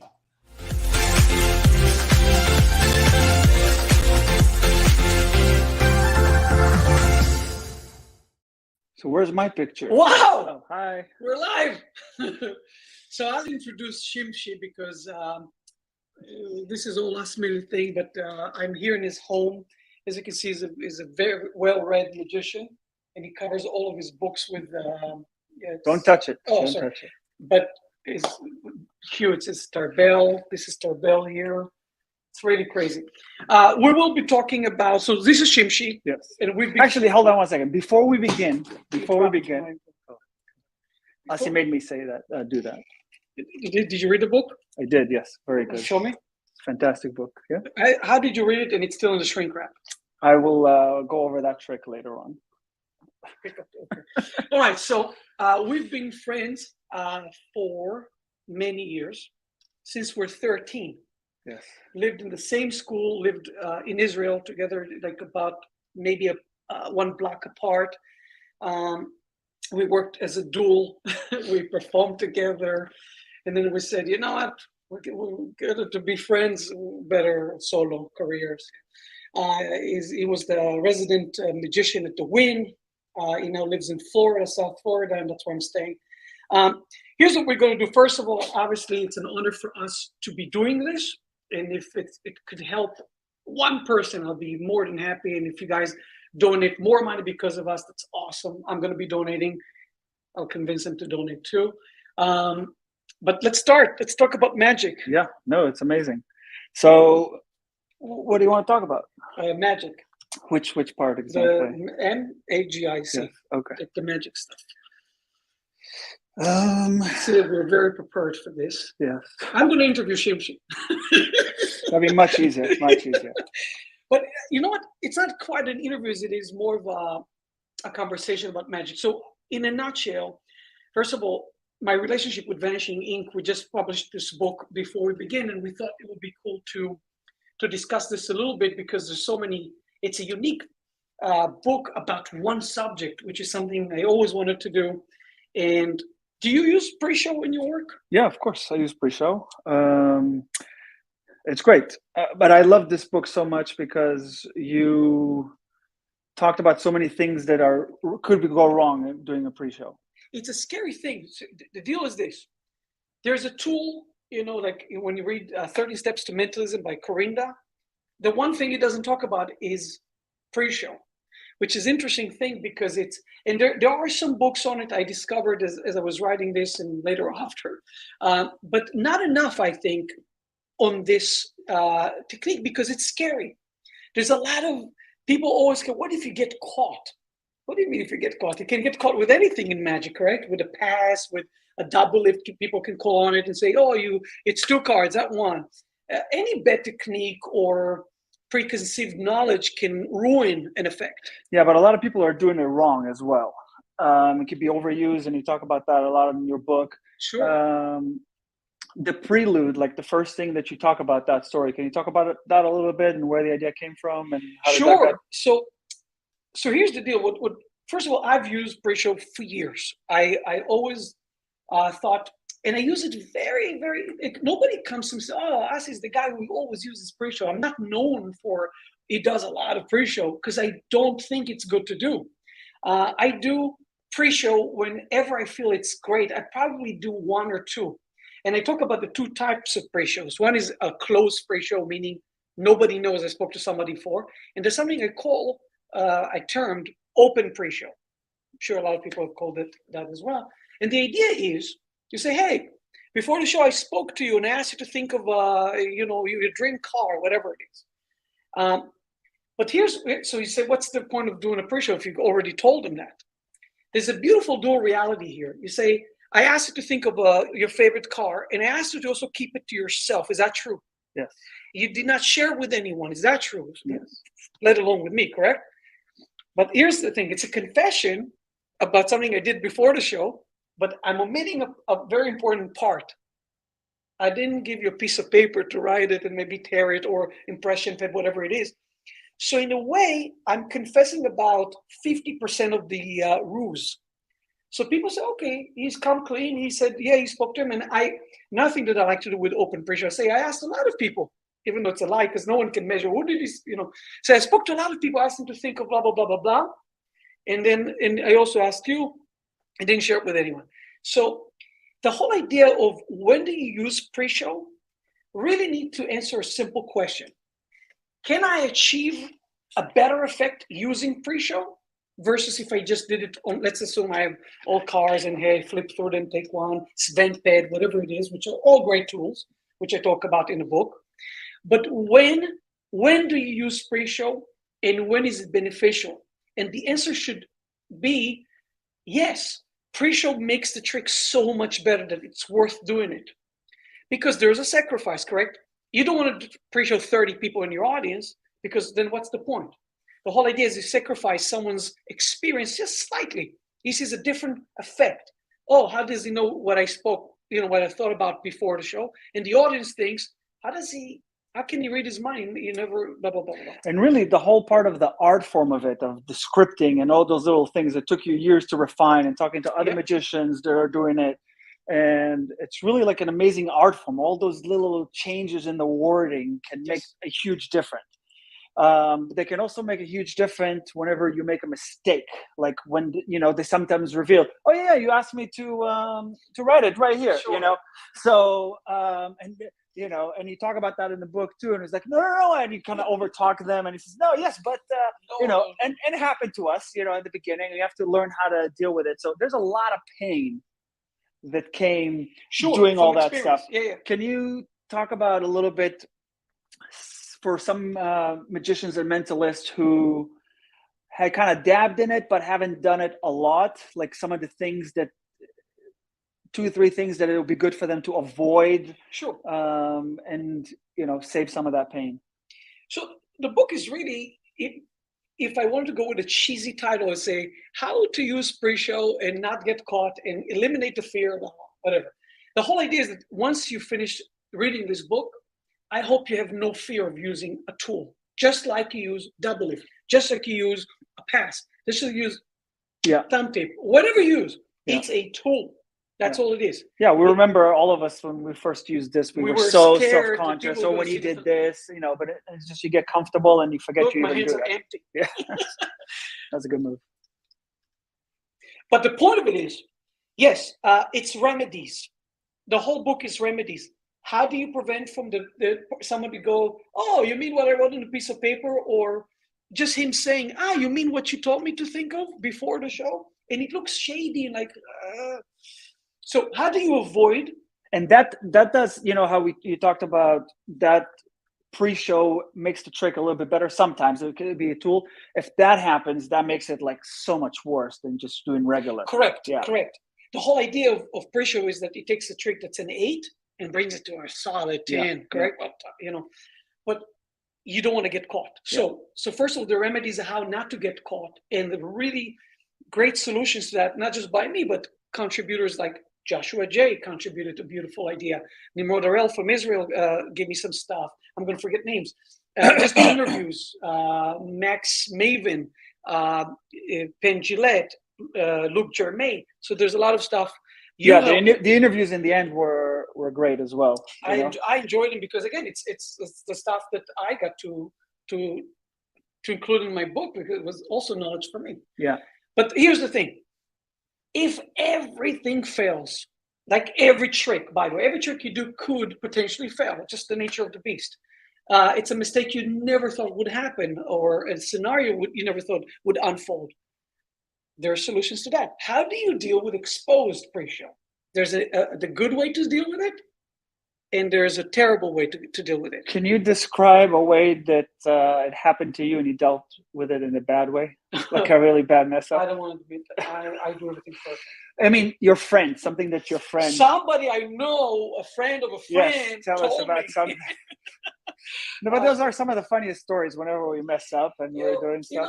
I messed up so many tricks that it's even if it's not a pre-show, even if it doesn't come to your head right now.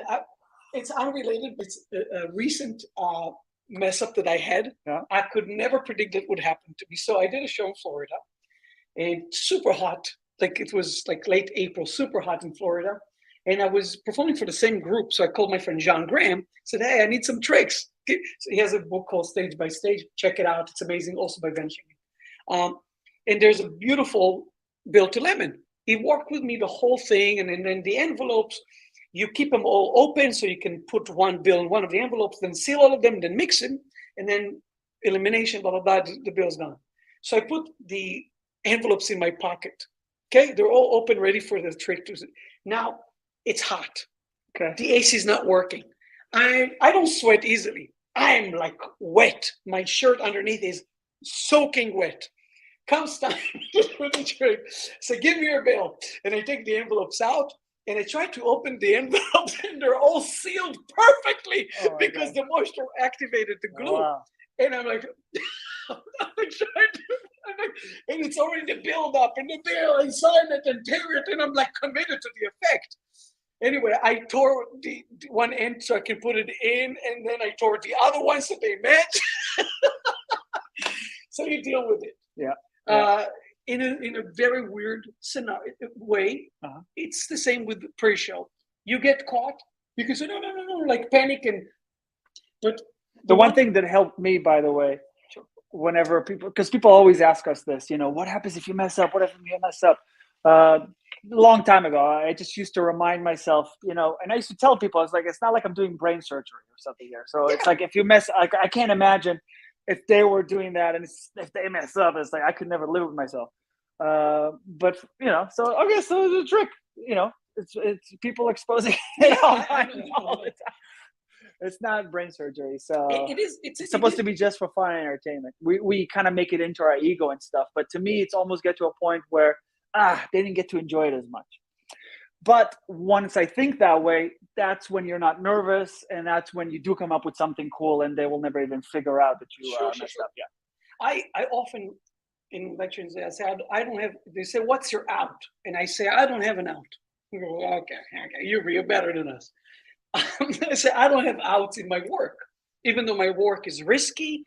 There's a lot of things that could go wrong, and I'm by opening the door for luck, I get lucky where tricks could end up as a 6 or 7, end up as a 9 or 10 maybe, because I welcome chance. I love it, and I love it with stack work, for example. Yeah. So now, why am I saying this? Because you're right. I'm okay with tricks not working. If you're in the state of mind where you think it has to work, so I don't believe in outs, I believe in outcomes. Meaning, today I got to do, the trick starts here, and it could branch like a tree to many, many things. Today I either do this trick or this trick or this trick, and I respect all of them. I love all of them. Oh, today I got to do that version, as opposed to, oh, I had to, and I did the plan B. Yeah. No plan B. Yeah. A. And there's two other advantages too. One is if you perform a lot, that makes it more fun for you. Exactly. And the second thing is, if you perform a lot for the same clients and the same people, they kind of get to see different tricks, every time, because it feels like a different, trick. I agree. I consider myself a selfish performer. Now I'll make sense of this. No, it makes perfect sense for me. Because you know me. Because Yes. you know me. That's why. But I'm a selfish performer. What do I mean by that? I want to do magic that thrills me. Like, for example, we spoke in the car earlier about this. Like, oh, the audience doesn't care. The audience is amazed by anything. Blah, blah, blah. You can fool them with blah, blah, blah. Sometimes I choose a method that's probably not the most practical, not the most effective, but there's something about that method that's sexy, that's appealing to me. Oh, I get to do this today. There's something about, method effect that, would go very well with an audience. Maybe you could do it in a simpler way. Maybe you could use a gimmick deck and it solves the problem. For example, Double Exposure started as a heavily gimmick deck. And it was only when I figured a way to do it with a regular deck that I was intrigued by it. Yeah. So, there's an enthusiasm that you get to do.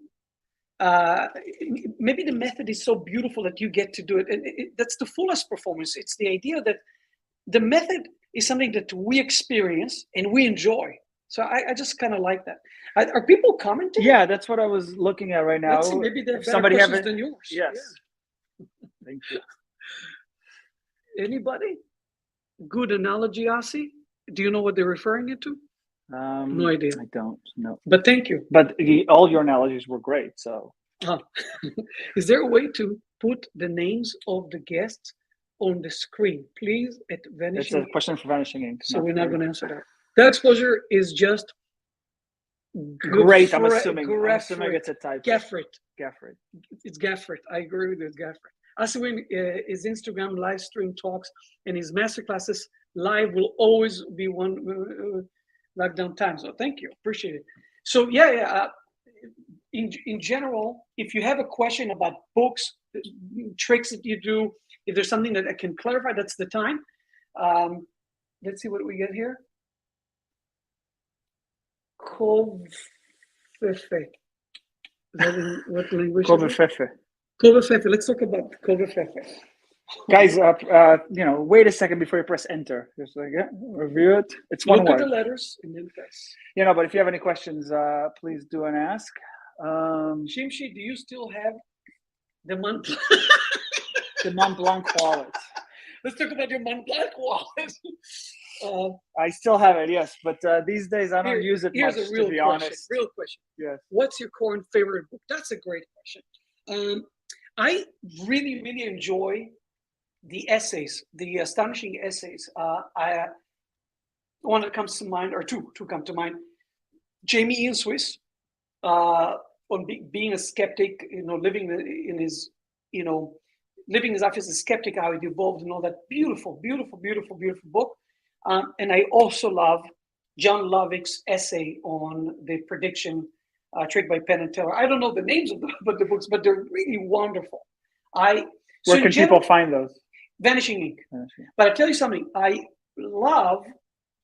really love, so here's the deal. I love to read magic books and to learn new tricks, but I love more theory books. For example, The Magic Rainbow by Juan. I love it. I love the nitty-gritty little things that differentiate the good from the great and so forth. And I think it really comes down, because we all do the same tricks. We all do any card, any number. We all do cartoon possible occasion. And one person kills, one person just gets away with it. Some person is amusing. What's the difference? The difference is really those little nuggets of business that you do that makes the difference. It's scripting, it's the punctuation, how do you deliver the punchline, communicating with your audience. It's those little things, the details that make the huge, huge difference. So in general, that's the kind of books I always seek. That's why I wrote before begin, because it's not a trick book. Yeah, because somebody just asked, what's your go-to method for a pre-show? And in the book, it talks about it. There is no go-to method. It depends. What's the effect? What's the effect? Where are you performing? What's your conditions? Exactly. It's not one thing for everything. There's some similarities about scripting and what word you use and how do you make it sound like you're talking to your target, your pre-show person, but you're talking to the audience at the same time. They understand that you're talking about the here and now, and he understands you're talking about an hour ago. Yeah. And that dual reality is just a beautiful thing. Yeah, because you can use your favorite peak method, but in the end of the day, it kind of comes to the scripting a lot. Sure. The one you do before the show, exactly, to talk to him, to set it up. And, what's the and then opportunity? the Do show. you do it during walk around? Do you do it before to the early birds? Do you do Yanai is asking, can you talk a little bit about your consulting experience? So I do very, very little consulting. I've done a few, for one person. I worked with one person on the Fullest Act, but I mainly work with Mr. Blaine. And it's funny because I don't feel like a consultant per se in this. I am consulting, but David is one of my best friends, and I enjoy hanging out with him. So it's funny, like when we work, it's a hangout. Yeah. We did work on something together that's coming. I can't say what it is because it's not out yet, but April 18th, something that David is going to release, and I'm involved with it, and it's very exciting. You know about it. Yeah. It's a lot of fun. But that's as far as I can talk about that. Is your book repertoire still for sale? It's just the third printing. It's going fast. So it is on my website, asimwayne.com. You can get it there. Advice for oh, wow. You also read this, I see. Yes. Advice for hobby magicians to transition to performing without crapping their pants. That you know about this? Say that again. Advice for hobby magicians. I think the last word is a typo. No, crapping their pants. I think it means. Oh, without being afraid. It's kind of like you have to find what you tell to yourself to just, again, I told you mine, which is just, it's not brain surgery, So maybe try it on people that you don't care, not friends and family. People you hate. Yeah, people you hate is the best. Yeah, dislike you. Take a card. But basically, these are my methods. I work on a new trick. I go find any reason to do it to somebody I don't know, have no idea. Then I do it to my wife and daughter, and then if it passed them, I start doing it so to just people who paid don't audience. care. Your wife and daughter. No, I said don't care. Then my wife and daughter. Okay. So yeah, I would say this. Assume it's I going to think fail. they have a lot more things planned. I think we're over our time, but maybe we'll take one more. We'll take a few. question, Did it say someone? No, nobody said anything. Okay, somebody to tell us if we're good with time. I will say this. Assume the trick is not going to work, and if it works, it's a bonus. Who cares? If you are communicating with the people, you're having a good time, you're laughing, you're this, you're that, I think if it works, it's a bonus. It doesn't. You can. By the way, when I try a new trick, here's my method. I really try a trick for the first time. It happens, obviously. One time, I'm not lying about it. I say, I'm trying something new. It's probably not going to work. Do you still want to see it? And they go, yeah, sure. And now it takes really a lot of pressure. Okay, I had warned you. And at the end, you fail to go, see, I told you. And then it's okay. It's a win-win situation. So it's not, you can be very honest with your audience. That's absolutely, it's probably good advice regardless about anything. Yeah.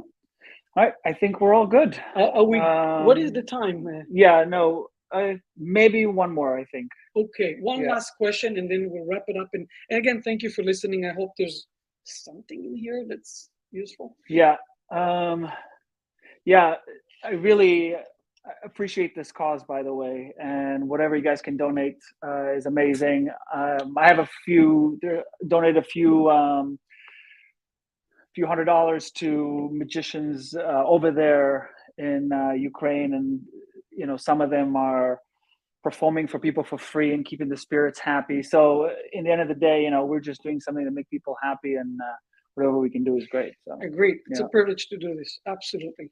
I'll take one last question. Let's see what we have. At what point of the research in a trick sequence it becomes original instead of that's a great imitation? It's a great. So it's the a long question answer, though, probably. Okay, what point of a research in a trick sequence it becomes original instead of an imitation? I will answer this quickly because it's a very good question. So here's the deal. If you change the trick so much that you can't even like, it takes a minute to go, oh yeah, it's like that trick. But if you do a trick and immediately, oh, it's so-and-so trick, like you can easily recognize the original, then you're really on the gray area. You didn't change enough. Now, if you changed enough, you think you changed enough, and the creator is still alive, call him, email him, say, hey, here's my new creation based on yours, you inspired me. Do you feel comfortable with this? A, you're doing the right thing. B, you're creating amazing reputation to yourselves. And C, you might be making a new friend.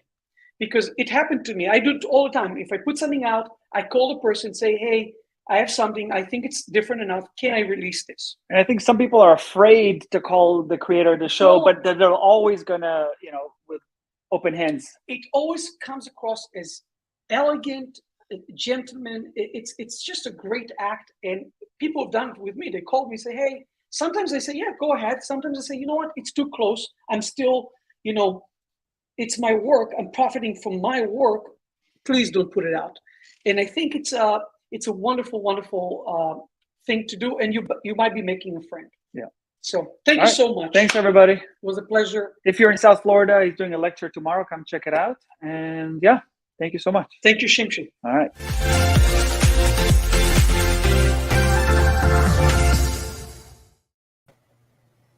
Thanks, fellas. Thank you guys very much, and we appreciate your time. I know you guys are both busy down there. Sounds like you have a lot of amazing stuff going on. Great advice. Amazing. Yeah. So Andy, let's move this on. I am excited to see where we are, because we were edging so close to the 30 grand where we promised to see George. Oh, he's teasing us. Are we there yet? Are we there? Oh, I think we're going to make it. I doubt it. Oh, we made it. Good work, everybody. $30,000 and more means that by the end of this stream, I promise you, you will get to see the mysterious George. And you'll also get to see the mysterious Joshua J doing a robot dance. So it's going to be great. That would be you doing a robot dance. I'll just be in accompaniment. But hey, we have one more terrific presenter coming on. And this person absolutely knocked it out of the park at Magi Fest. And what he proved to a lot of people is that he's mostly known for his online videos, which are fantastic. But he proved that he can also be in person, in theater, on stage, rocking a room. And I just have so much respect for people who dabble in both and excel at both. Yeah, he did so much incredibly difficult magic at Magi Fest, and not a single thing flashed, went wrong, or didn't look perfect. We were so amazed and so pleased to have him on our stage. But now we get to bring him to your house. Please welcome Jackie Yu.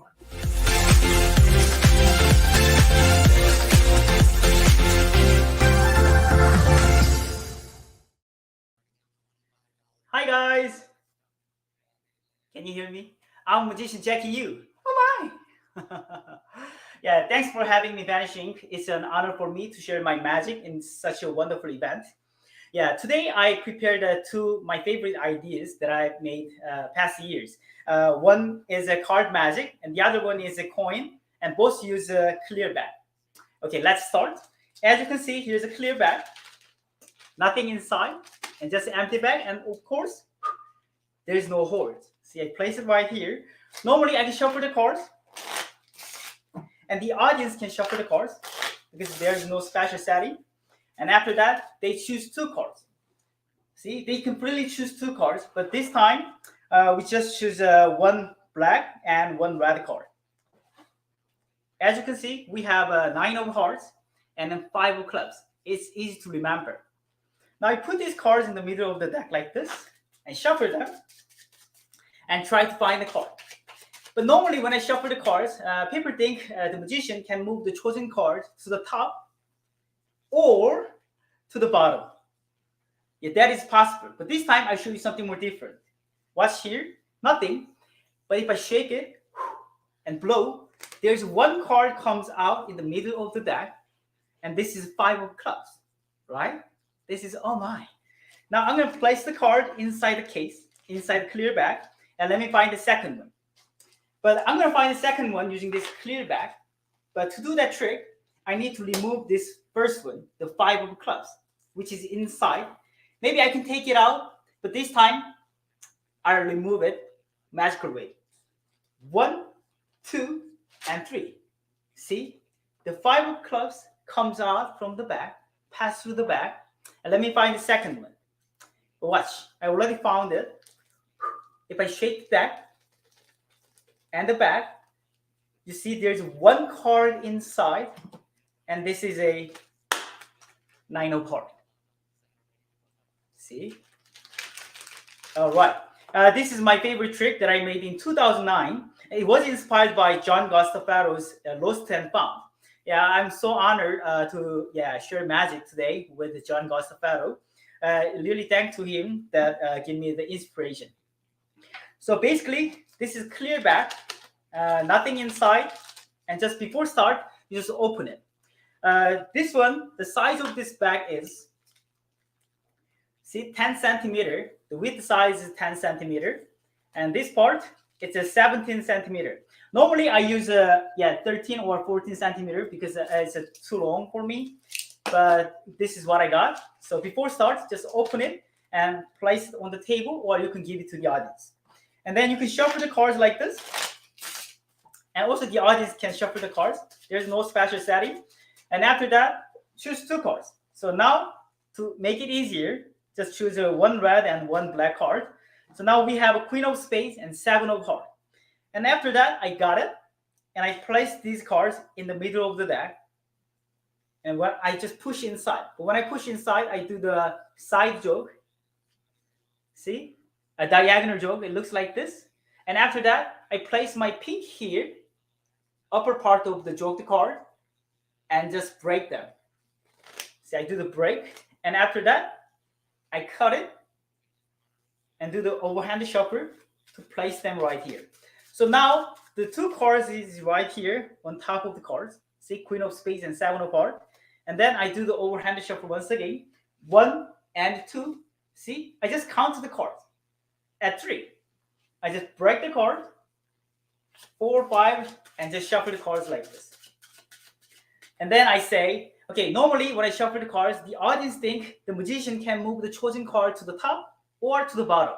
At the moment, the audience think the magician can move the chosen card to the top, or at the time I just separate them in a half and use my thumb and middle finger to grab the cards and joke the card like this.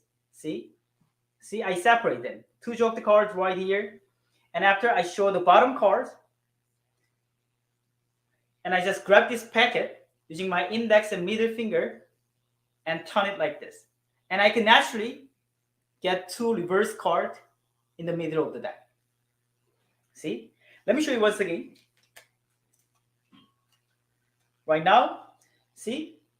People think I can place the card at the bottom. I reverse 2 cards and show the bottom card to the audience and turn it over again and put together. Now we have 2 reverse cards in the middle of the deck. And after I push the upper part using my middle finger. See? And now you can see the edge comes out slightly. And then I do this move. See? When I turn the cards, when I turn the deck, I just push this part using my thumb. Push the joke the card using my thumb to place to the other side. And once again, when I turn it again, I push this part using my thumb and place to the other side. So you can keep 2 cards in the middle of the deck, but it looks like there's nothing. You place everything inside. It looks like this. I don't know who made this, but I really loved it. I've used this technique for I think 20 years. Yeah, almost 20 years. See, it's so convincing, and I love it. Let me show you once again. So drop the card, push the upper part using your middle finger, and turn the card. Push this part using thumb to the other side. You can see the other side comes out, and then turn it again while you push this part. It looks like this: 1 and 2, 1 and 2, 1 and 2. So you just you need to practice or when you are okay with it. And after that, at the last part, I just push drop the card once, and the second time I just stroke the deck. See, I just stroke the deck and pull down the cards like this. So it's almost like I forgot the name of the palm. Yeah, but it looks like this. It comes out and show it to the audience. So front side, it looks like this. Put the card inside. Nothing. See? And the card comes out together. So actually this is a 2 card, but it looks like just 1 card. It convinced the audience with this move. And after that, you just grab the back and see, twist the back using your thumb and index finger. So you can open the back naturally. See? And you can put the cards inside. So put the 2 cards together inside and then take it out and turn it over and place it right here. Now you need to grab the card using thumb and middle finger like this. And now use your index finger, just push 1 card inside the back. And then, see, it already switched it. The audience think this card is 7 of hearts, but actually it's right here. And then I place this in the middle of the deck.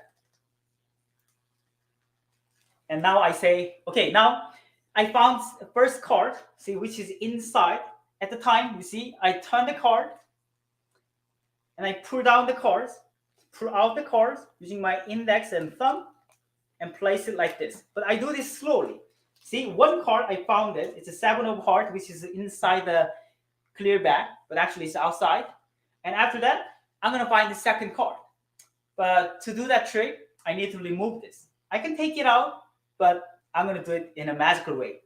And after that, I just grab this part, grab the 7 of hearts using my middle finger, and slowly take it out. 1, 2, and third, just pull it out like this.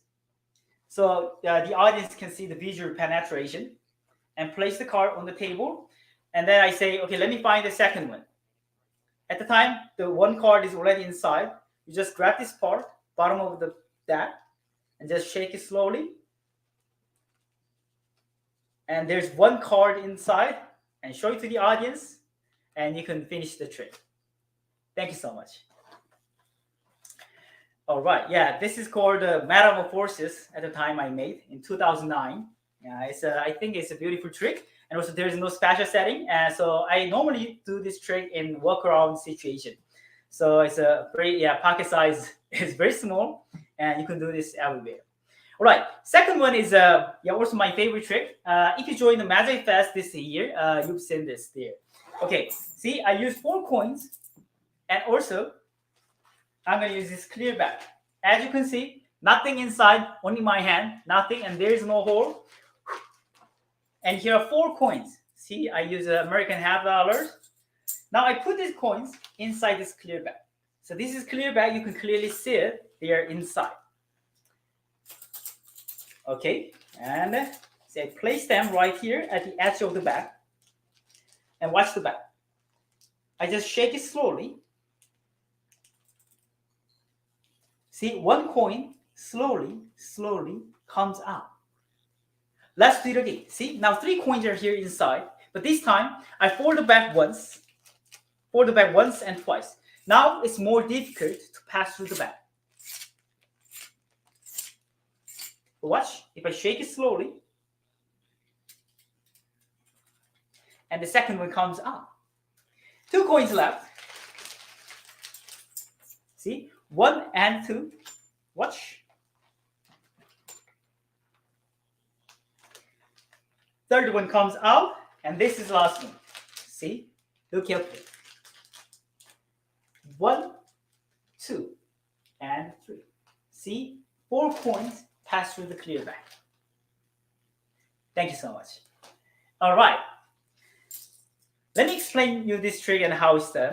This trick was inspired by Michael Ammer's coin through circ. Yeah, I learned that trick in 2007 or 6, and I really loved it. Back then, there's not so many visual tricks, but using just a circ, see-through circ, and coins to make impossible visual effect. I really loved it, but I wanted to do that trick, and I wanted to make a variation. And then I found this clear bag and thought about to use the advantage of clear bag, and I found the idea one by one, and I could make my own routine. So before start, you need a clear bag. So if you put your hand like this, yeah, this is perfect. If the bag is smaller than your hand, that's not gonna work. So the big one, I think this is a perfect size. But sometimes I use this size because it's easy to carry and easy to handle it. So this one is a little bit bigger than I normally use. So this is clear bag, and the size of this bag is an A4 size, international paper size. Nothing here. Just show it to the audience, open it, and give it to the audience. And after that, and also the audience can check the coins. There's no special setting or gimmicks. It's just an ordinary coins. And after that, you got this. You just grab 2 coins here in your left hand and 2 coins in your right hand. The reason for this is because I need to grab 2 coins by clash palm very easily. See, 2 coins are here and 2 coins are here. See, it looks like this. And after that, grab 2 coins by clash palm and toss it to the other hand. And after that, I put this coin inside the bag. The audience think there are 4 coins, but actually 2 is right here. So when I put my hand into the bag and then I talk, so now this is clear bag, so you can clearly see inside. At the moment, I move 2 coins. I just grab it using middle finger and ring finger and move it to the finger palm position. The reason for this is because if you just drop it, the audience can hear the sound. Yeah, this is close-up magic. So just slowly move it to the finger palm position and point it and toss these 2 coins to the other hand. So now, if you see this in rear, it looks like they are all inside, 4 coins. And then move to this side, one of the edge of the bag, slowly move it together because 2 is outside. And then you just pinch the bag using your thumb and index finger. Only bottom coin. See, it looks like this. I hold the bottom coin only. So the second one is out here and 2 coins inside. So they grab the third one. See, this is third one. And after that, just slowly shake it. And if you do the walk around magic, people stand around you and you can show the moment of this effect. See, when people see the effect from here. And then just remove it and put this in your pants pocket. And now we have 2 coins inside, 1 outside. And then I say, okay, I show you something more difficult. This time I fold the back once and twice. Yeah, it looks more difficult, but actually when I fold the back 2 times and there's no cord, that 1 coin comes out. See? So it convinced the 3 coins are inside. And after that, just slowly shake it. Second one comes out, and you need to put this in your pants pocket.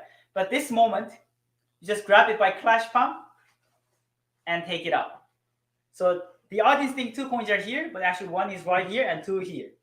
And then just release this part and grab 2 coins. Put your hand into the bag and separate these 2 coins, 1 in the finger palm position and 1 in your palm of your hand. And move this coin to the finger palm position. And now, when you toss this coin, you need to switch it to this coin. So you need to grab the finger palm coin and then toss just 1 coin to the other hand. So it's very visual. 1 is already outside, and just slowly bring them to the bottom. And yeah, third one comes out. And put this inside your pocket. And this is the last one. Push your hand into the bag and grab the coin. And show it to the audience like this. See, this is last one. It's impossible. And then when I turn this, when I turn my body to this side, I can naturally cover this part. When I cover this part, I do the Gaussian pinch. See? I hide the coin using my pinky. So to do this, you just push the coin using thumb to the back of your hand and grab it by pinky. So it looks like this. When I cover this, I do this. And now coin is right here, the other one, and I give it to the other hand. So I already switch it. And after, just 1, 2, 3. See? The last one comes out and you can finish it. But we have a little problem right here. So if you do workaround magic, it's really difficult to remove this coin. So when I do workaround, I just I do the last effect like this. See, here's the one, and I just roll down so the audience can see it from here. And then I just take the coin out, and there's no angle problem. And after that, I grab this back using my index and middle finger and take it out. Take my left hand out, and I can naturally cover the coin using my arm. See, when I take my hand out, I move this coin to the finger palm position using my thumb. Let me show you once again. Open this part and grab it by using thumb and hold it like this and grab it, and you can finish the trick. Thank you so much. That's it. I'm Jackie Yu. Yeah, thanks for joining this event, and yeah, thanks for support Ukraine. Thanks so much.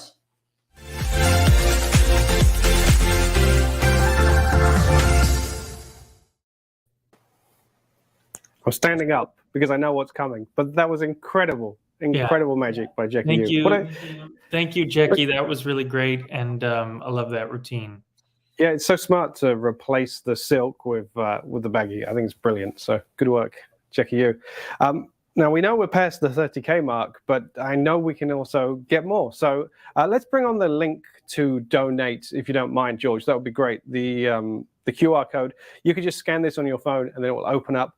This is the alternative page because, again, I think a few people have had issues with this donor box site that we've been using. It's been incredibly useful for us for the last couple of years, but clearly we have overwhelmed them with the donations. So thank you very much, everybody. Then let's just remind everybody about the bundle that they get, Josh, when they donate. Yeah, that's right. Everybody who's participated today and was able to donate, even if it's just $1, even if it's more than that, you are going to get a download bundle, and that will include this whole stream, so you can go back and review. It'll include a coin trick from Rune Clan. It'll include something from Chad Long, something from the Buck Brothers, lots of other things. So yeah, that's all going to be waiting for you in a couple of days in your Vanishing Ink account. George, do we have an update? Can we see where we are right now with donations? Let's see. Hey, $31,112. That is so amazing and climbing. Amazing. Thank you all so much for being part of today. It's beyond our expectations and for a great cause. Yeah, we're going to keep the donation link live on the website, and of course, you will get the bundle if you donate at any point. So please feel free to continue donating. We are just blown away. We're edging towards 1,500 separate people donating. That's a crazy amount. The fact that there are that many people here watching is so kind, but that so many people donate just means the world to us, and I know it will make a huge difference to the charities that we donate to. Yeah. Well, listen, so, we made a promise that we would bring George in on this event, and I know he's really looking forward because he loves to be seen by thousands of people. So, George, there he is. Well, Vanishing Ink headquarters, no less. You finally did it. You got me on a live stream. That was I can't think of a better cause to be here for, though. So, no, thanks to everyone. I was thinking, guys, that we've seen the worst of humanity in the past couple of months, but we've also seen the best of it. And to me, this was very much the best of it, our community coming together. Yeah, to do something really remarkable. Well said. Well said. Yeah, well, he should be on the streams more often. So eloquent. Well, yeah. George, you should be doing this. Well, I actually only came on to get you to dance to make sure that was going to happen. So I hope you're not going to try and back out of that. No, but I was just first going to pay you a compliment. So let me do that first. Thanks for all that you've done to bring this thing to fruition. This whole thing started when George called me and Josh on one of his many daily FaceTimes where he FaceTimes us and said, I have an idea. I want to do ShareMagic Live for Ukraine. And of course, we jumped on that idea. And George, along with the whole team, have made this thing happen. So thank you very much, George. And thanks to all the performers as well. That you gave up your time, you gave up your day to do this. And also you gave up your magic. You shared so much great magic. So thank you, everyone, for doing that. Absolutely. Well, unfortunately, just one thing left to do. Yeah, I'm gonna get out of here because I'm gonna queue up some music for you guys. So I can't wait for this. Are you not joining us? Oh, weird. My signal's going. I'll see you guys in a second. He's the best. We should have him on more often. All right, here we go. Hit the music. Robot dance time. Where's music?